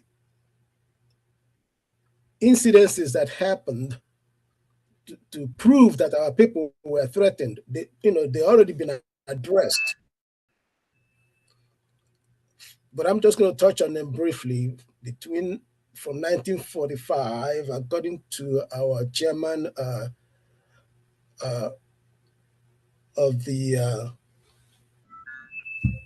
our defense forces, to 1966, those massacres, they were so abhorrible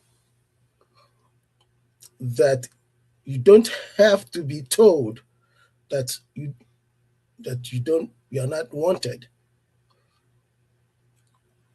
And it continued on to 1970. And so these things, just touched on our heroes, and they decided, we cannot allow our people to be destroyed in the manner that they are being destroyed. And also, we have to protect our land. And that is why Biafrans living in the north and the west were encouraged to come back home. And they did. Very few didn't, though.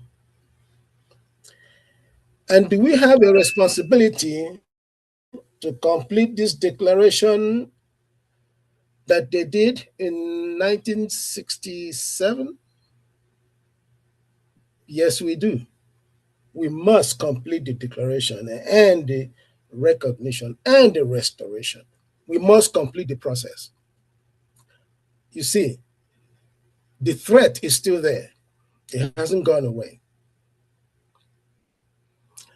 The threat is there because all the promises that were made after 1970, like the 3 R's, none of those were, respected. And if you wonder why, I would just say look back and see, are there any seaports in Biafra land? Are there any international airways or international airlines or whatever in Biafra land? Are there any federal presence in Biafra land in terms of major projects?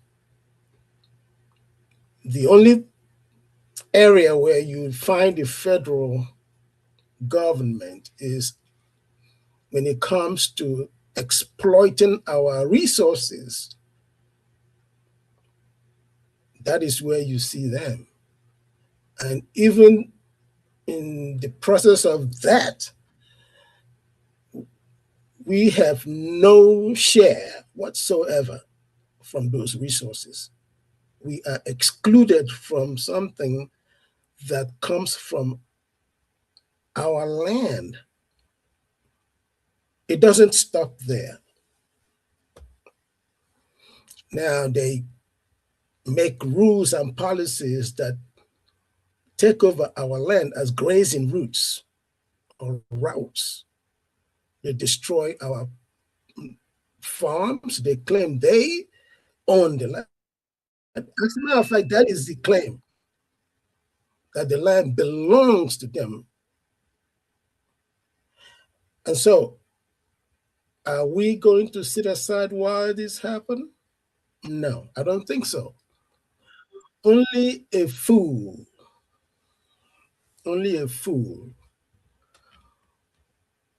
can be told by a foreigner that the foreigner has their best interest at heart. Now, I know some of our people have been confused, deceived, but I like to remind everyone that's hearing my voice, love yourself first.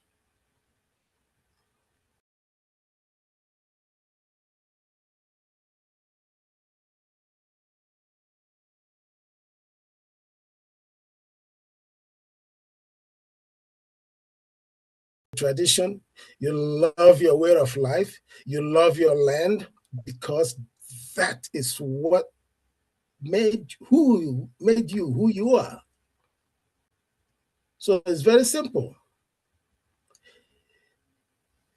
If you've been listening to people who think it's all boils down to money, money is also a type of culture. In fact, it's a culture.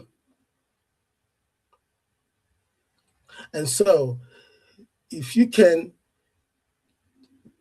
reason that money is more important than our ancestors who have protected this portion of Africa for us for thousands of years,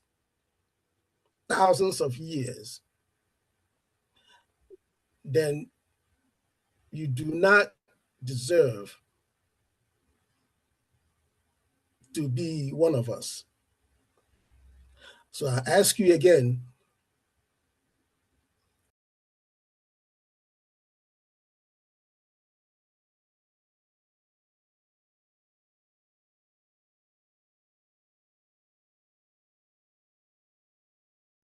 so come on board, join us. For the future Biafrans, this is the only territory to have, to call theirs, that the world may respect us and respect our lives. We have something to show the world. We are gifted people. So join us on this Heroes Day celebration to reassess everything that you are doing. And for those who are fighting us, go back, sit down,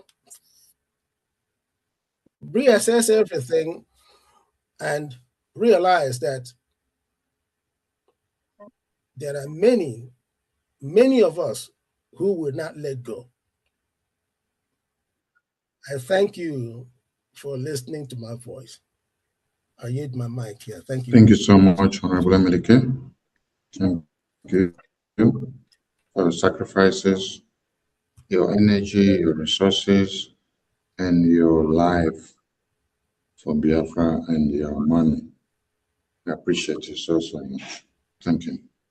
We have many of the direct survivors of the Biafra genocidal war, and we would like one of them to give us direct experience of the sinister. And while that person is coming up, there will be Honorable Neoma. We call on Honorable Noye and Honorable Nenaya, Honorable Eunice to get ready, and Honorable Meshe to get ready. Thank you so much. Honorable Neoma, the floor is yours. What happened to the babies, women, and children to whom you were one of them? Hello, everyone. Am I coming out? Yes, we can hear you very well. Okay. Greetings from here. Greetings, everyone. Greetings, my PM, His Excellency Nkere, Honorable Minister of Information. Greetings. Thank you for this opportunity. Sorry for that. Thank you for this opportunity. God bless you all. Greetings. Hey, let me just go forward without wasting much time. Thank you for the opportunity. That war was a very brutal one. Very, very brutal. Of which, by the grace of Chukwu Okike Abiama pụrụ ime ihe niile, I'm one of the survivors.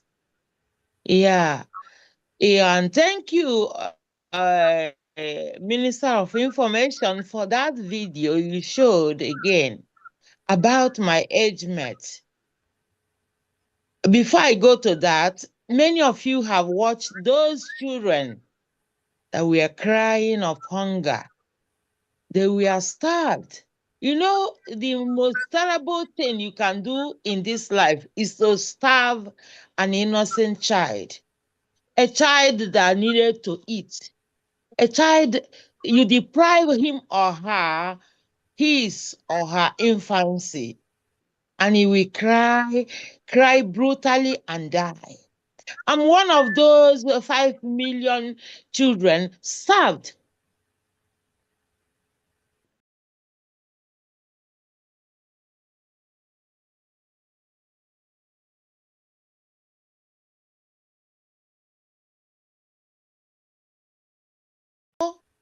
Thanks to my beloved parents, my mama and my papa, that is how we call them, my beloved mother and father.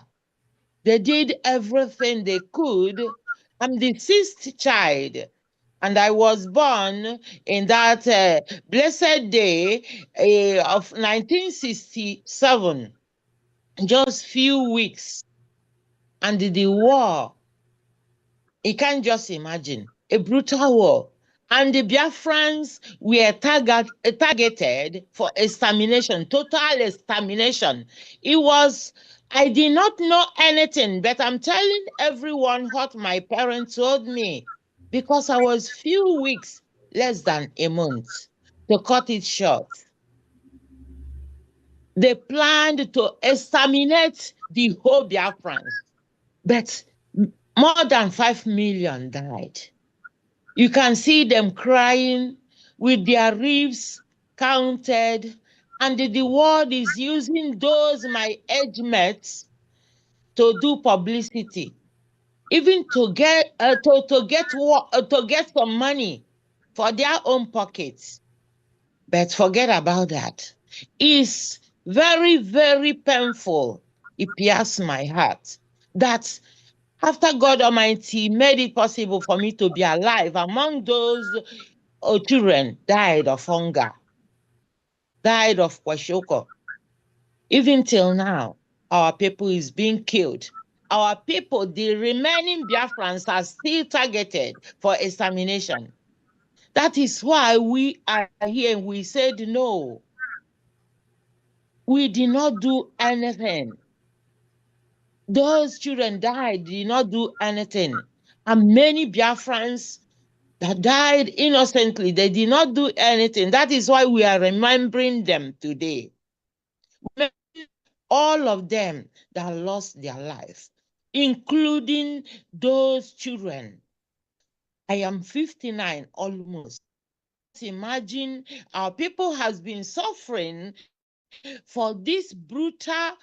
We are born, we are children of God. God designed us for a goal. God designed us to the how can I put it?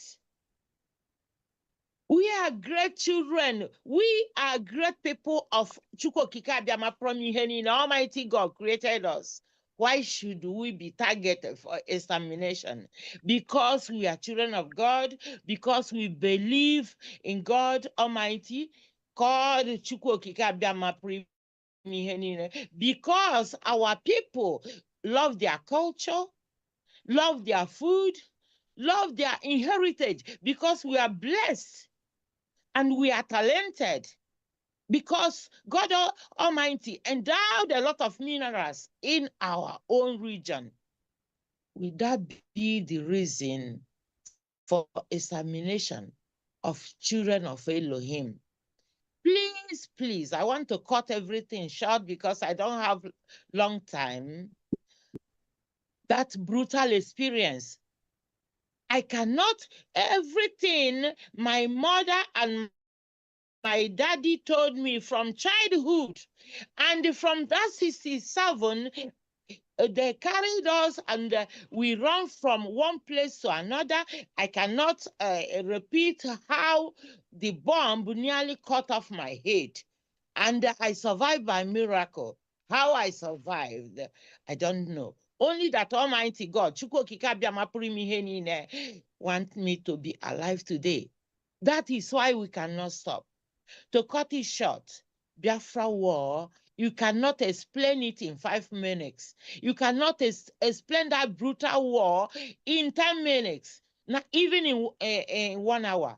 I urge everyone to back up the Biafra government in exile, headed by His Excellency Ogechukwu Nkere, and watch VOB, and you will hear the stories there.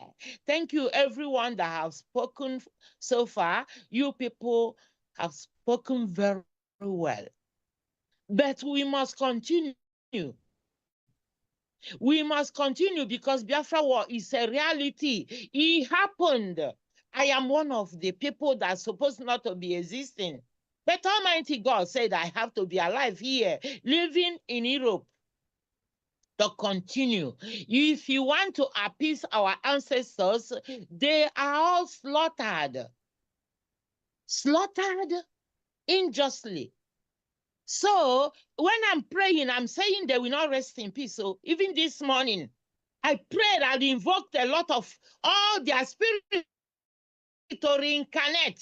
They have to reincarnate and back up the Brgie, back up our PM, back up the Biafra government in Isaiah, back up the homeland forces, all our resistance forces, back up the Biafra Liberation Army. We are the one to bring peace when Biafra is fully recognized internationally.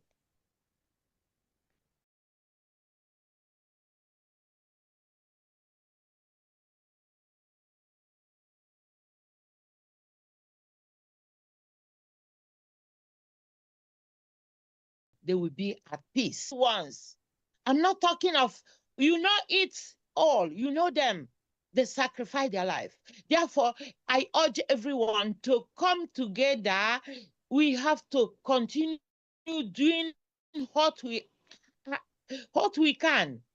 Donating, supporting Brgie, donating, financial effort, financial support for Biafra recognition, every political engagement we are doing in the Capitol Hill, everybody need to back it up so that Biafra will be recognized, and our ancestors, all these fallen heroes, my age mates, 5 million children slaughtered, 5 million children suffered of hunger.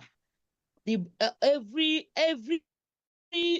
place of we thank the Irish missionaries, but that wasn't enough. The world need to recognize the brutality of Biafra war.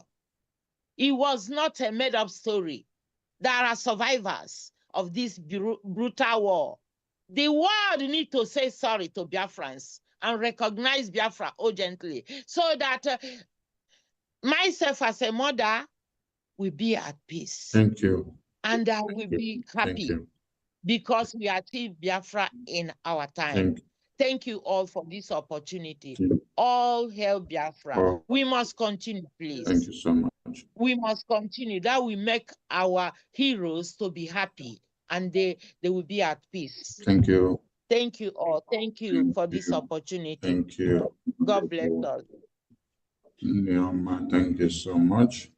I appreciate your sacrifice for Biafra, and your speech today is awakening the veins in us that were kind of sleeping. Honorable Meshia, are you there, Honorable Meshia? Honorable Noya, are you there? Honorable Nenaya, are you there? Honorable Jenny Onyama, are you there?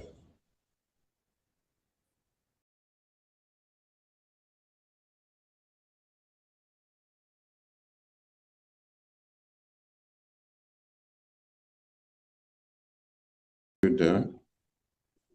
Honorable Eunice, are you there? Okay, Honorable Noya, over to you.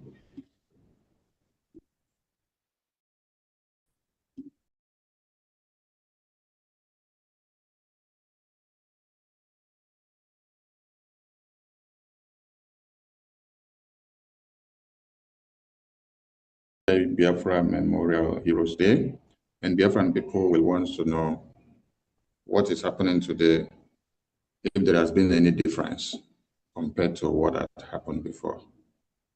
Thank you for having you on this stage.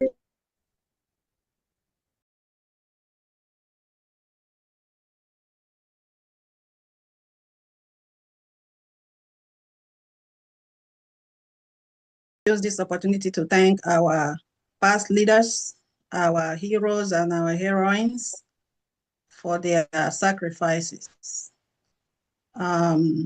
Today, as we remember one of the most devastating tragedies in the African history, the Biafra conflict, and the suffering of millions of Biafrans during the Biafran War between 1967 to 1970.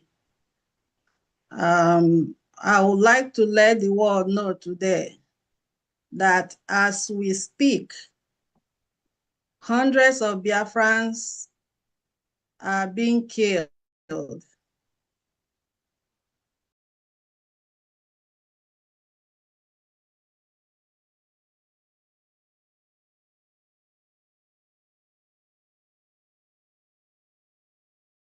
Homes are burned down along with the occupants, all in their sleep by the Islamic extremists.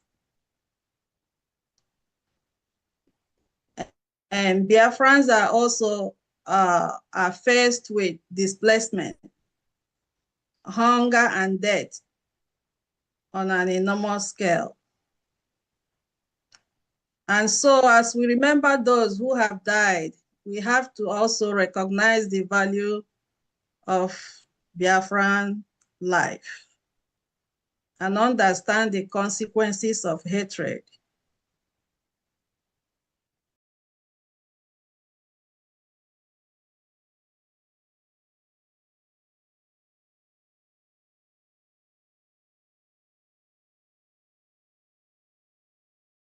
to keep their children alive every day. And also the children who never had the chance to grow up and be who God created them to be.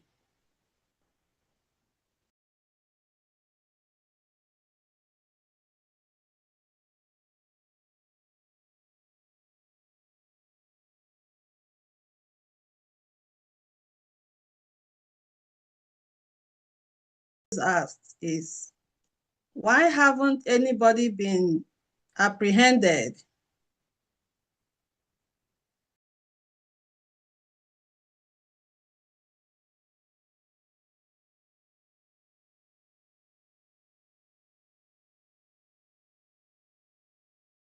Denial, even though things, I mean, it's obvious that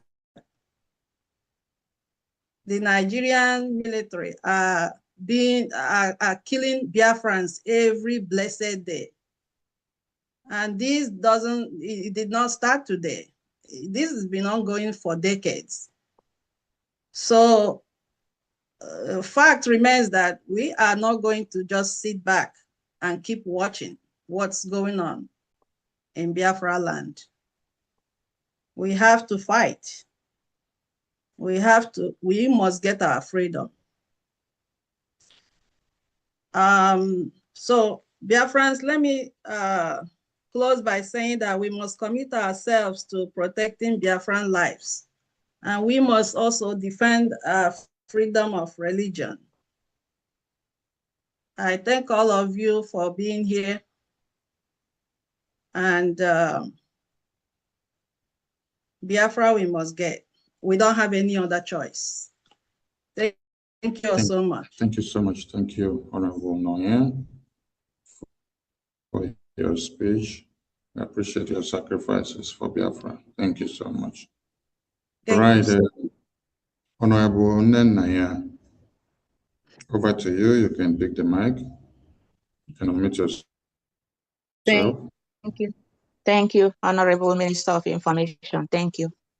Great Biafrans, greetings from my end here from Italy. There is no need to tell you people how happy I am this evening to be in your midst and the opportunity given to me as well. Today is a memorable day, that is 30th of May, the day we remember our hero and heroines, and why we must not ignore, why we Biafra must not ignore today to remember them. We remember them today because of the sacrifice they showed us, and that become the foundation of our history and source of our strength. Today we remember the fallen heroes and heroines whose dreams were cut short. We remember the tears of murder, the strength of survival, and the spirit of a people who refuse to lose their identity, even in the face of unimaginable sufferings. To many survivors, the scar of war did not end on the battlefield. They lingered in the economic hardship that follows, like the abandoned properties and the 20-pound saga, which we will never forget. For many of us,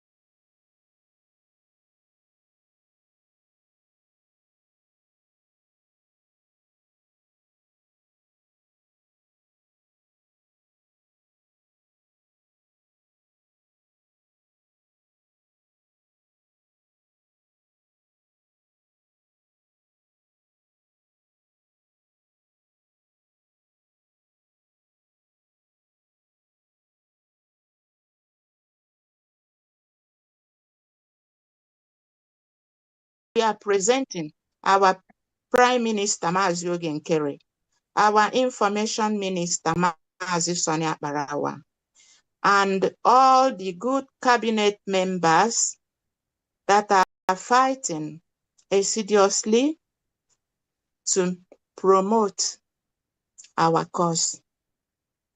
For that, I am asking all the good Biafrans to rise up and fight to defend our land for our freedom. And to those who are sabotaging what we are doing, should please desist. They should stop. And I'm asking Biafrans, please donate to fund our freedom. Because we've seen so many lives has been lost, so many sacrifices has been made. And we are still looking forward that God will grant our quest. So I am saying, may the spirit of our departed heroes and heroines continue to rest in peace in God's bosom. All hail Biafra, and God bless Biafra and Biafrans. Thank you, my people. Thank you. All hail Biafra. Thank you so much, Honorable Nenaya. Thank you so much for your sacrifices. I appreciate it. All right. We've been able to know why we must not forget this day, why we must not ignore this day, and we must continue. Thank you so much. Honorable Meshe, over to you, sir. What we need to make Biafra a reality. Oh, wow. Hello? Yes, we can hear you, sir. Can you hear me? Okay. Yes, you can maneuver your device. Okay. All right, good. Honorable Eunice, please get ready. Honorable Eunice, get ready. Am I able to turn my camera on? Yes, you have your device. Go ahead, sir. Okay, yes. All right, thank you very much. I greet the house. I thank everyone.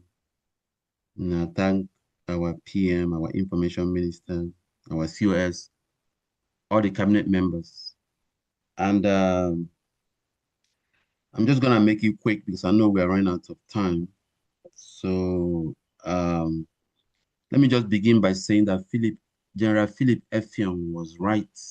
It's like he knew that a day like this will come when he said that if you don't treat their parents right, the children will rise up again.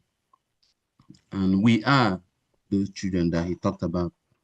And we have risen up and we will never come back down. We must remain focused, resilient until this Biafra is accomplished. Yes, we have to do what is right. There's no going back again. We have crossed the Rubicon. So I urge each and every one of you, do not become weary. Yes, do not become weary. For if we continue to fight and don't give up, if we faint not, we shall reap. Yes, and Paul said that. So Biafrans, please let us work hard. We cannot go back again. I want to encourage our brothers and sisters that are at home, the one that's in the homeland. I know that it is difficult, but think of what you can do to help Biafra. Yes, think of what you can do to help Biafra. If you are not able to support financially, think of other ways that you can do, or other things that you can do to help Biafra. You can, spread the information about VOB. Because the Bible said that we shall know the truth, and the truth shall set us free. So spread the information, do the best that you can. Don't think of what Biafra will do for you, but what you can do for Biafra. President Kennedy said that. So it is time to double our efforts and do what is right. So, and for our brothers in diaspora. I don't really know. I guess I can use, the Bible verse, like I can use Esther and Mordecai story to talk to our brothers and sisters in diaspora. I know we always make references to the Bible. We cannot help it. We are God's people. And we're not going to apologize about that. Yes, we always make references to the Bible. Esther was became a queen, a Jewish girl who became a queen in modern day Iran. Yes, Persia. And the people of Israel, their lives were in danger. They were facing persecution. And her uncle Mordecai came to her and said, maybe the reason why you came to royalty was for such a time as this.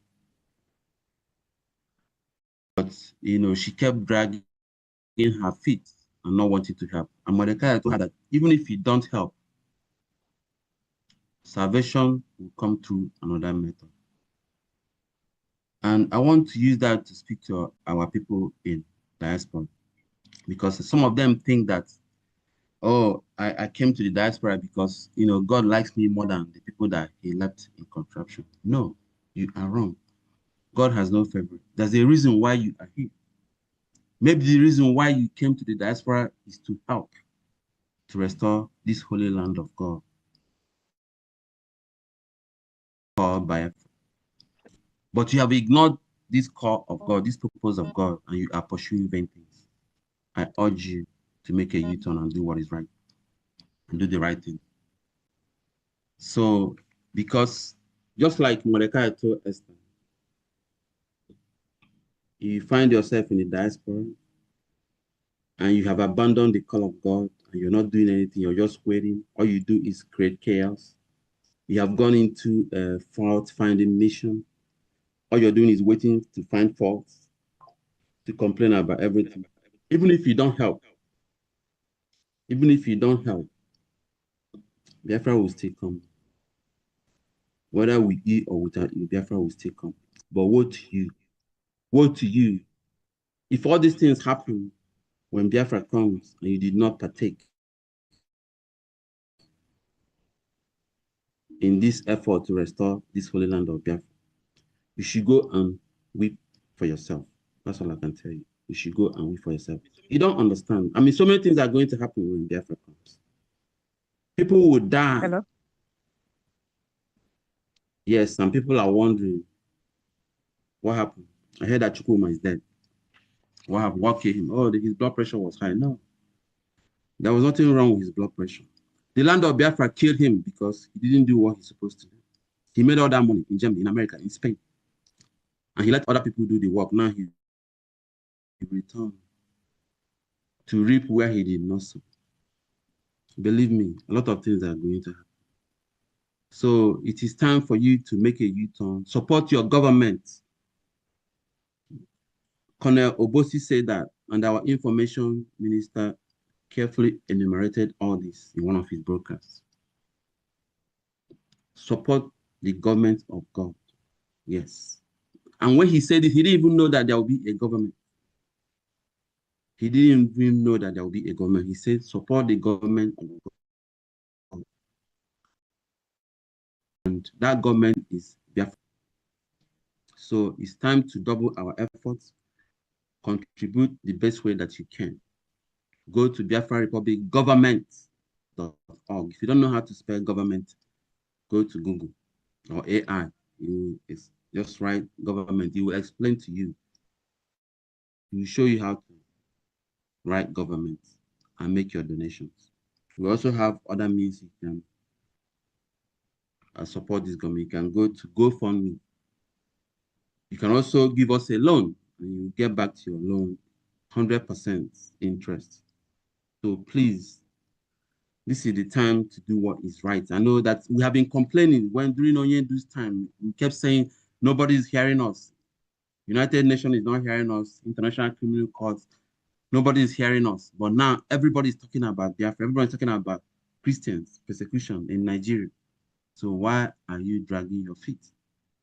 It's time to help. Do the right thing. Do not make all that money and sit on it and wait for other people to pay for it. Then you come back to enjoy the land of Biafra. It's not going to happen like that. And I want to thank all of you. I want to thank all the cabinet members, our PM, our information minister, all the people that have been working hard. Our information minister, I thank you so much. I don't know how you do it. You know, keeping DOB on 24 hours. My brother, thank you so much. May God bless you and bless your family. Thank you so much, great Biafrans. They will. Thank you. Thank you. Thank you so much.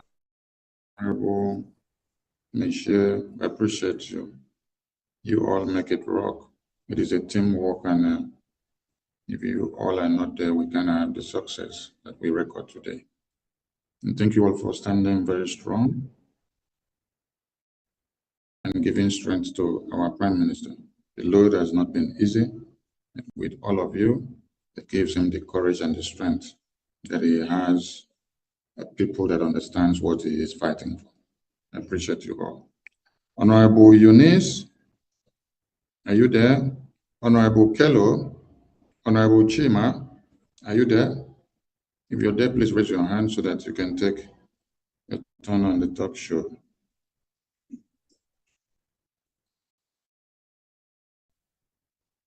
Honorable Eunice, over to you. It's your turn. We want to know what we will be needing more at this time if we must get Biafra. Welcome to the station. Hello, good afternoon, everyone, and welcome to the Heroes Memorial Day. Can I have my video on, please? Yes, you have your device. You can start your video.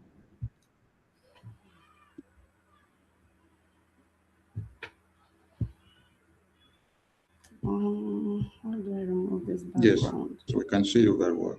You are everywhere on the screen. Okay, you can see me. All right, thank you. Good afternoon, everyone, and I want to thank you for honoring this occasion. I don't want to go ahead to repeat what others have said. I just want to maintain every protocol, and yeah, thank you everyone for honoring this day. I want to start by saluting our heroes, both dead and living, and we honor their memories, and then we are here, just like Senator Bruce said, that the history of Biafra was removed from our schools. And he asked, why did you remove the bite of Biafra from the map? You know, for the fear that this generation of Biafrans would stand again, they removed our history. They did not want us to come back again. But little did they know that they were wrong anyways. Here we are, standing, fighting to achieve that which our heroes past fought so hard to achieve. Unfortunately, they couldn't. I want to thank our eternal leader, Odumegwu Ojukwu, His Excellency. He fought so hard, even with his resources and the resources of his dear parent, and Biafra never emerged. It was short-lived. And when he was asked by the reporter, he said, if I'm given the opportunity to do this again, I will do it over and over again. I have no regrets. That was what he said. So if Ojukwu could say such at that point in time, what about us? I am made to understand that I have 5 minutes to speak. Unlike me, I don't speak for 5 minutes, but I will try to honor the wish of my minister and keep it to 5 minutes. Please time me so I don't go astray. Yeah, I penned down just a few things so that I will not have my words mixed up. We have gathered here today to honor our heroes who fought for our freedom. We remember the lives lost. People like Ikoso, Waka Waka. I saw their pictures on our poster. The young men and women who were thrown in Ezu River. The Obi Igbo massacre. Men and women who died on Onitsha Bridge. We remember them today. And their fight will never be in vain. So today it's about memory, reflection, and telling our story so that the next generation will understand the price of freedom and the value of peace. Because freedom brings peace. May we honor their memories by working together for a future, a Biafra where rights and dignity will be respected. 1967 to 1970 will never be forgotten. We will never forget. Today I'll be talking about funding our freedom. A lot of people, have come up to say, why are you people asking for money? Is it about the money? Money every time you're asking for money. Sometimes when our minister Betty will be on her program, hosting her program, you see people commenting, why are you? It's all about money. Why are you all about money? What are you using the money for? What are you using the money for? There is no freedom if you don't fund it. There is no recognition if you don't fund it. And there is no restoration of your freedom if you don't fund it. So it's all about the money. We listened to the video played by our minister, or our Minister of Information, where General Nwobosi, Ogene Obosi, as when he called himself, he said, when they were fighting, that there were few of them with arms, but they still continued to fight. You understand? He said there is no restoration of freedom without funding. He was 27. He gave everything.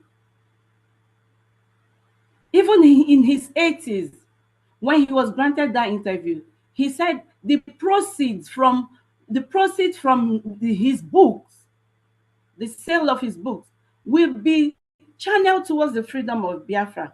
That is to tell you that you cannot achieve anything without funding.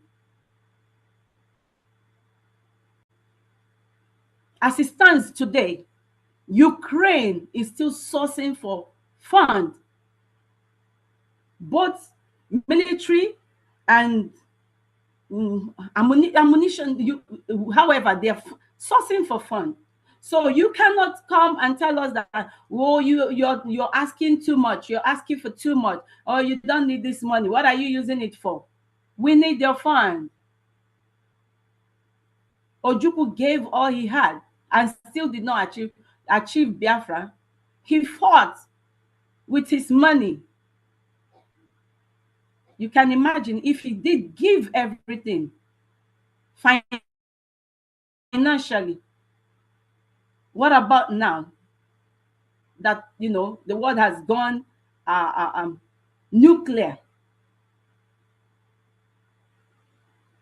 We cannot allow marauders from Sahel to take over our land, and that is the reason we have to fund. We cannot allow people who are not circumcised to take over our land. The other time I was watching a video, they were, displaying their ammunitions, AK-47. In fact, I was wondering, what have we gotten ourselves into? If they could wield such grade of ammunition, then you know that we have a long way to go financially. We have to fund our freedom. The Biafran Defense Forces cannot do anything if we don't fund them. We need that money to help get them greater ammunitions than the ones these marauders have come with to kill our people and to displace us.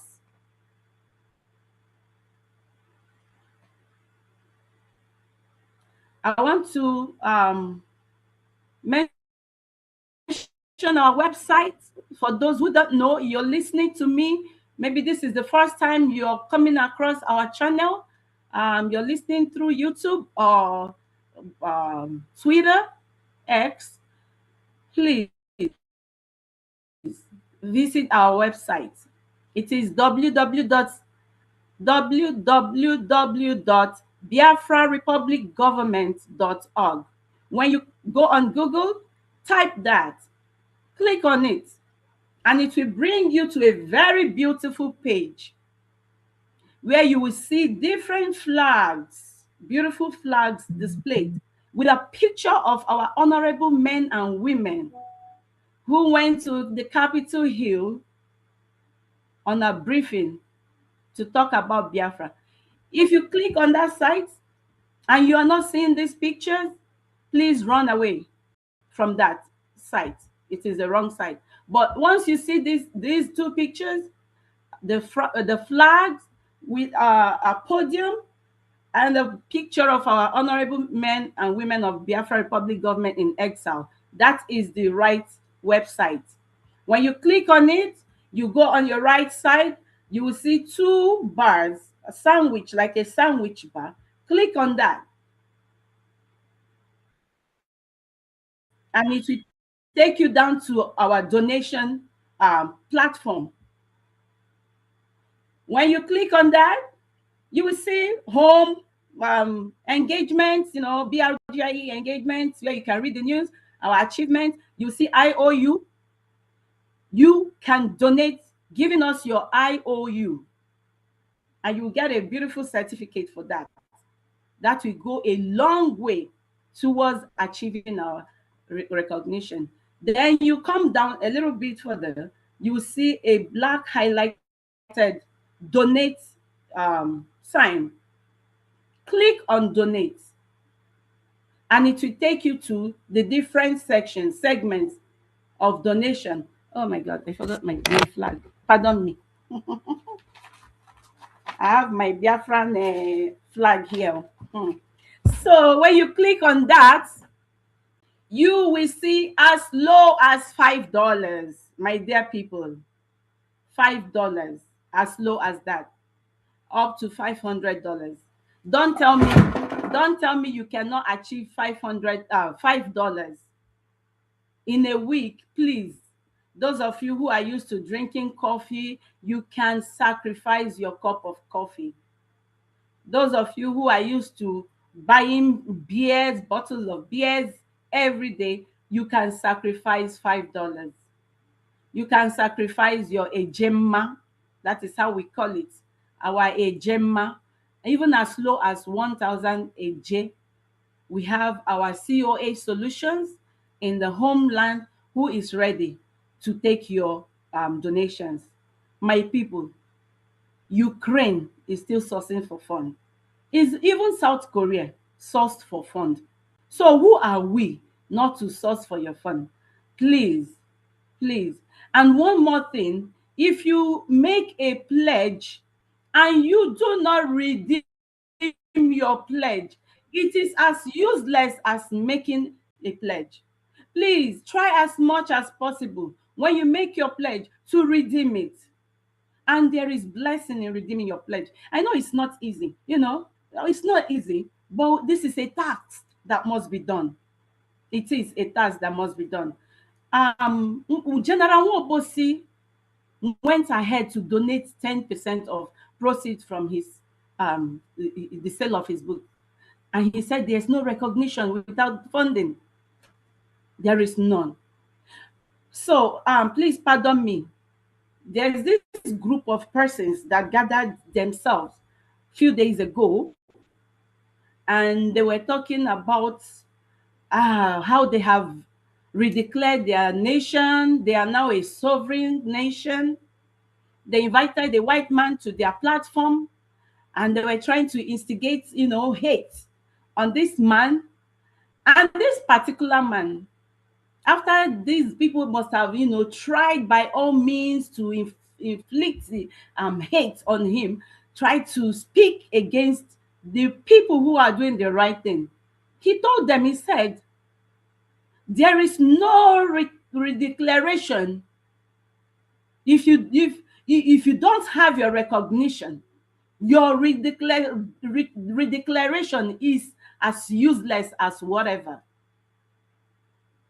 Yes, you have gone ahead. Oh, we have declared our nation.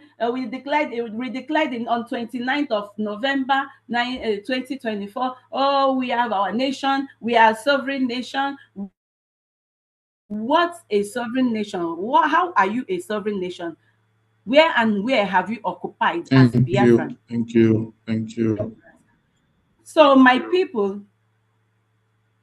we have to buckle up. In rounding up, I want to thank our Prime Minister, His Excellency Mazi Ogechukwu Nkere, who has been doing a tremendous job. And this is the man who took a leap of faith when our former Prime Minister was captured.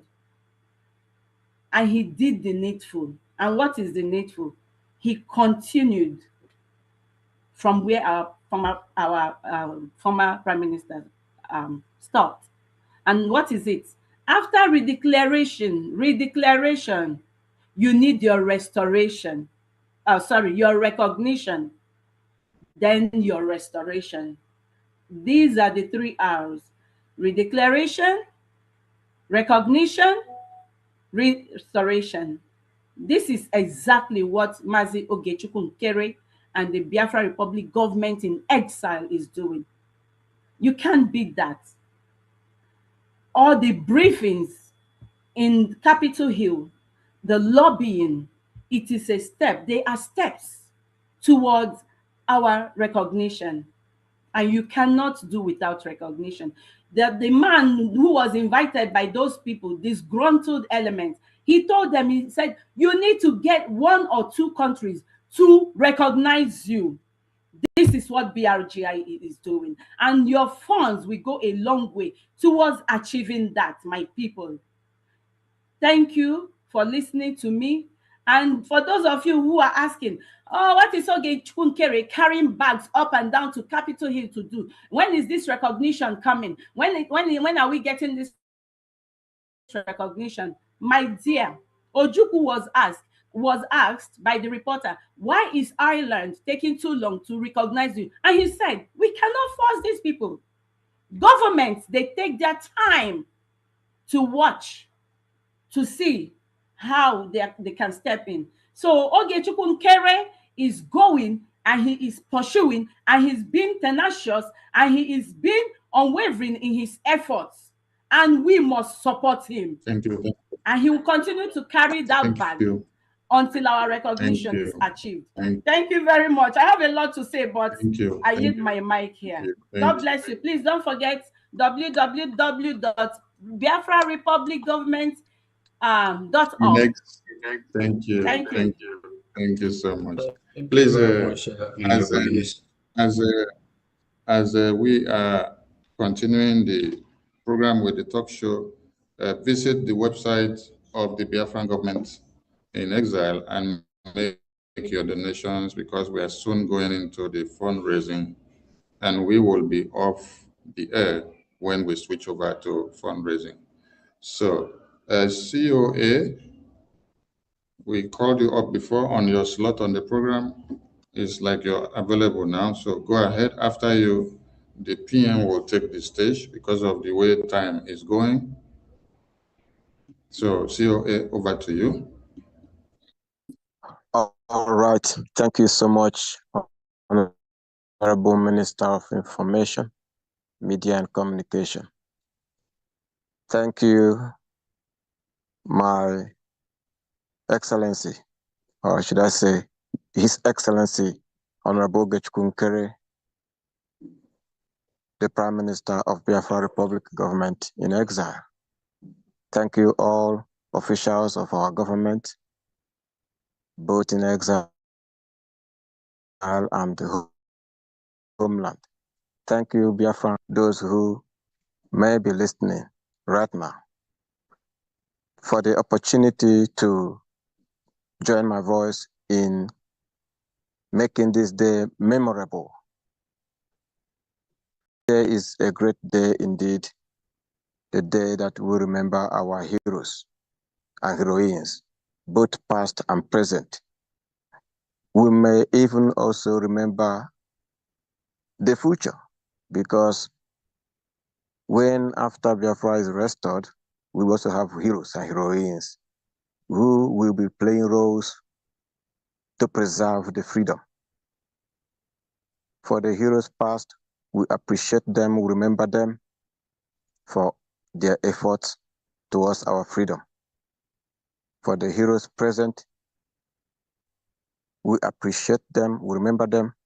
And when I say heroes present, of course, it is you and I, all of us who are sticking out our neck, all of us who are coming out of our shells, making every effort to ensure that we have this freedom. We remember all of us for the effort we have made, for the efforts we are still making, and for the efforts we are yet to make. We remember everyone. Living without freedom is like a fish living without water, or a light existing without brightness. We must continue to make every contribution to ensure that we have our freedom. That is when our destiny is protected. Without freedom, our destiny is caged in the hands of the oppressors. So we must be free. In the video we watched while in this program, our eternal leader, General Odumegwu Ojukwu, a question was put to him by the journalist, whether he has any regrets about his role in the Biafra cause, this same Biafra cause. The answer that our leader, eternal leader, gave serves as strength, serves as new energy, serves as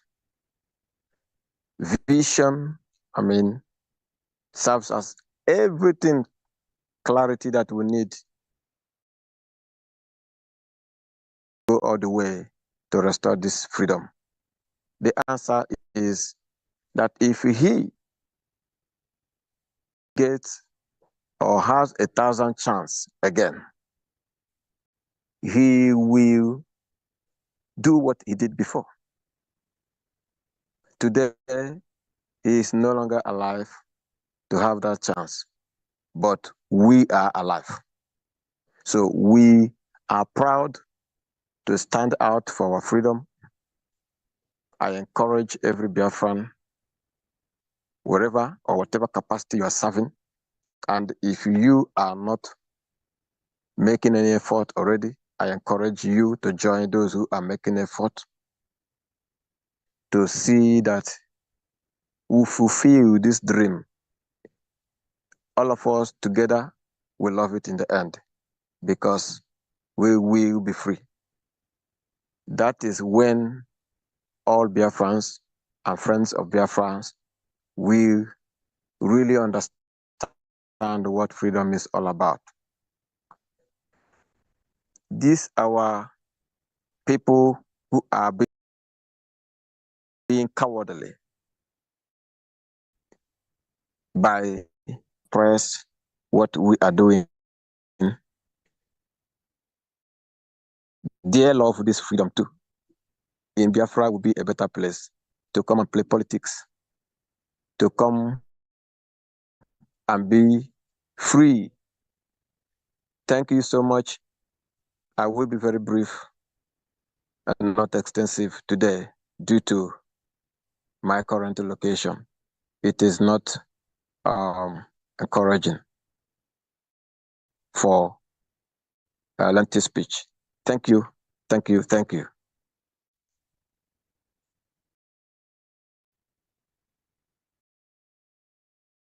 So much from the Homeland Interior and the State of Biafra. We salute all of you for your good works. And without much ado, and considering the time constraint that we have, we will invite at this point the Prime Minister, the shockwave that Nigeria is being in their panties, the Honorable Prime Minister of the Biafra Republic Government in Exile, to address Biafrans on this very memorable event. Honorable Prime Minister, you're welcome to the station. Thank you very much, Honorable Minister. And I believe we have our guests here as well. We have Elias. Please, we all know who Elias is, and he's very important to us. So for him being here today, we really appreciate him to come and also commemorate and celebrate and remember our heroes that have fought hard and paved the way for us to still be fighting the fight that they believe in and also die for. So we'll keep their dream alive, and while we the living continue to fight. We call him Mazi Elias from Washington and Madison, our lobby, of which we Biafrans are familiar with.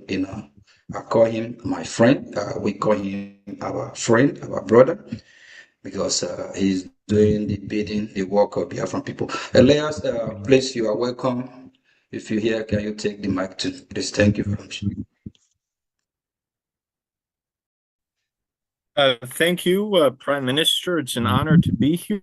I just want to stop by briefly to pay my respects to you and the Biafra Public Government in Exile, all the ministers and supporters and the Biafran people overall, to pay my respects on this very eventful day of May 30th to commemorate the sacrifices of the Biafran people in the past and the lives lost. But to also note that today is a day of not just a historical remembrance, but also looking towards the future. And I'm very proud of the work that the Biafra Public Government in Exile has done under your leadership and that of the Brgie cabinet. It is going to new heights. I must say, the progress that we have made, Prime Minister, is actually much faster than I even would have anticipated, or many other people would have anticipated. What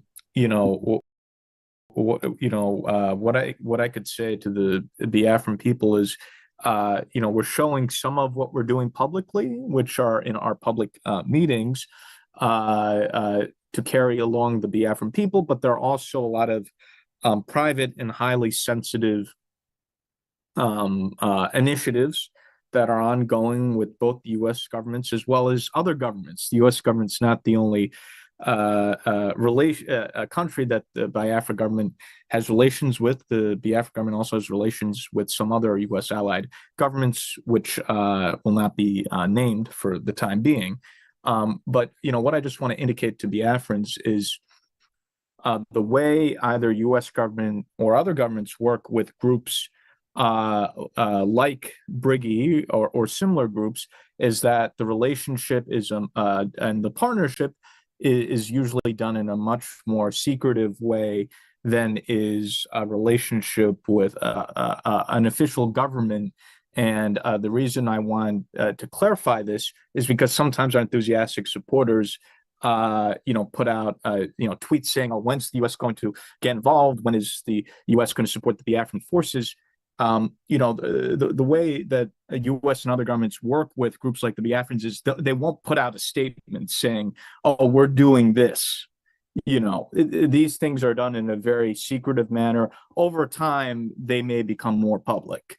So we won't say specifically what is going on, but I can assure you that the Biafra public government in exile is working at the highest levels of the U.S. government, and there are a number of initiatives being taken which are now public information. So we could put it in that way. And, we already see the reaction of the Nigerian government. It was, leaked to the public that the Nigerian government is now going completely gaga. And they're so desperate and crazy now that they're trying to go after the prime minister and maybe even myself on U.S. soil. But I can assure you that the Nigerian government will fail very woefully. I don't care if they write 1,000 petitions to the U.S. government. This is, it's just not going to work out for them. And under no circumstance, I can assure you that anything will be agreed to by the U.S. government in terms of requests by the government of Nigeria. This is not a situation at all like Finland or the UK or Kenya, and that's why our relationship with the U.S. government is important, because if you have a close partnership with these host governments, they could also take the necessary actions to protect those with whom they're working with. So, I'm very proud of what we're doing. What I would say is the Biafran should not even think about in terms of, is Biafra going to come? It's not a question of if, it's a question of when, and it's also a question of how ready are the Biafrans. Right. So, how fast the U.S. international community can move also is dependent on how fast the Biafrans are ready to move. So I think, the support is there for us to achieve what we want to achieve, the external support.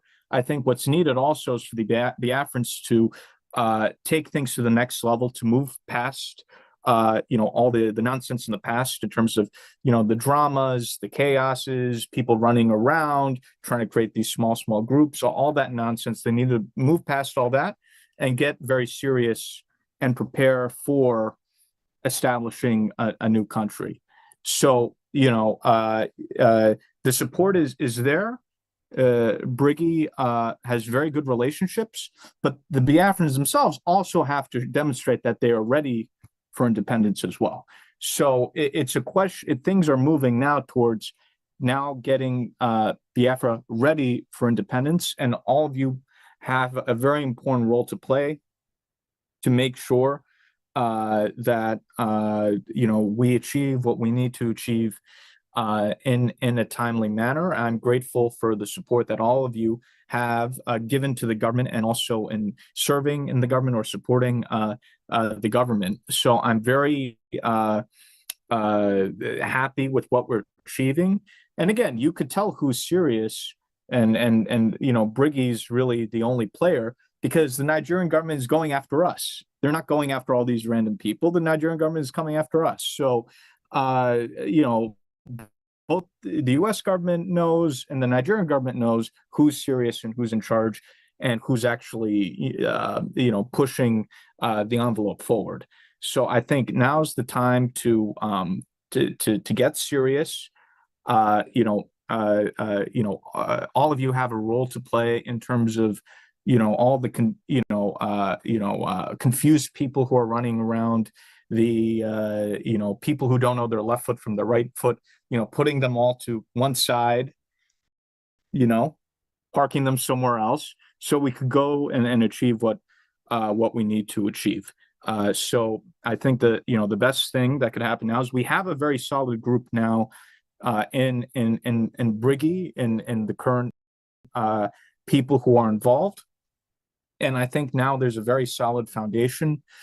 And I think what I'm hoping is over time, as things develop, there's going to be more of a consolidation as well. So I'm very proud of everything that all of you have done.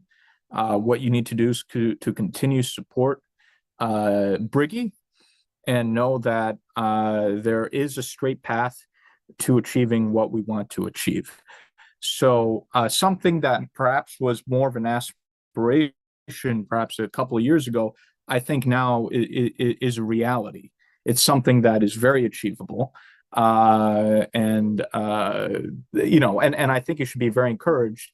And people have admitted this to me as well. People here in Washington have told me, hey, a couple of years ago, if you mentioned Biafra, I wouldn't have taken it seriously. But now this is something that is very much a possibility, and it seems like we're moving towards. So, Biafrans are impatient. If Biafrans want things to happen, more quickly, and Eunice, our wonderful Eunice, and mentioned that some of our Biafran friends are impatient. It's not all on the U.S. or other governments. It's also on the Biafrans, because if the Biafrans themselves are, messing themselves up with drama and nonsense, again, the U.S. government or the international community can only move as fast as the Biafrans themselves can move. So it's important on the impetus on the Biafrans to make sure that they themselves are organized. There isn't any of these distractions and nonsense. The U.S. government, international community can do a lot to help. They can do a tremendous amount to make sure the Biafrans are successful. But the Biafrans themselves also have to make sure that everything's moving well on their part. And then we can move quickly to achieve the goal.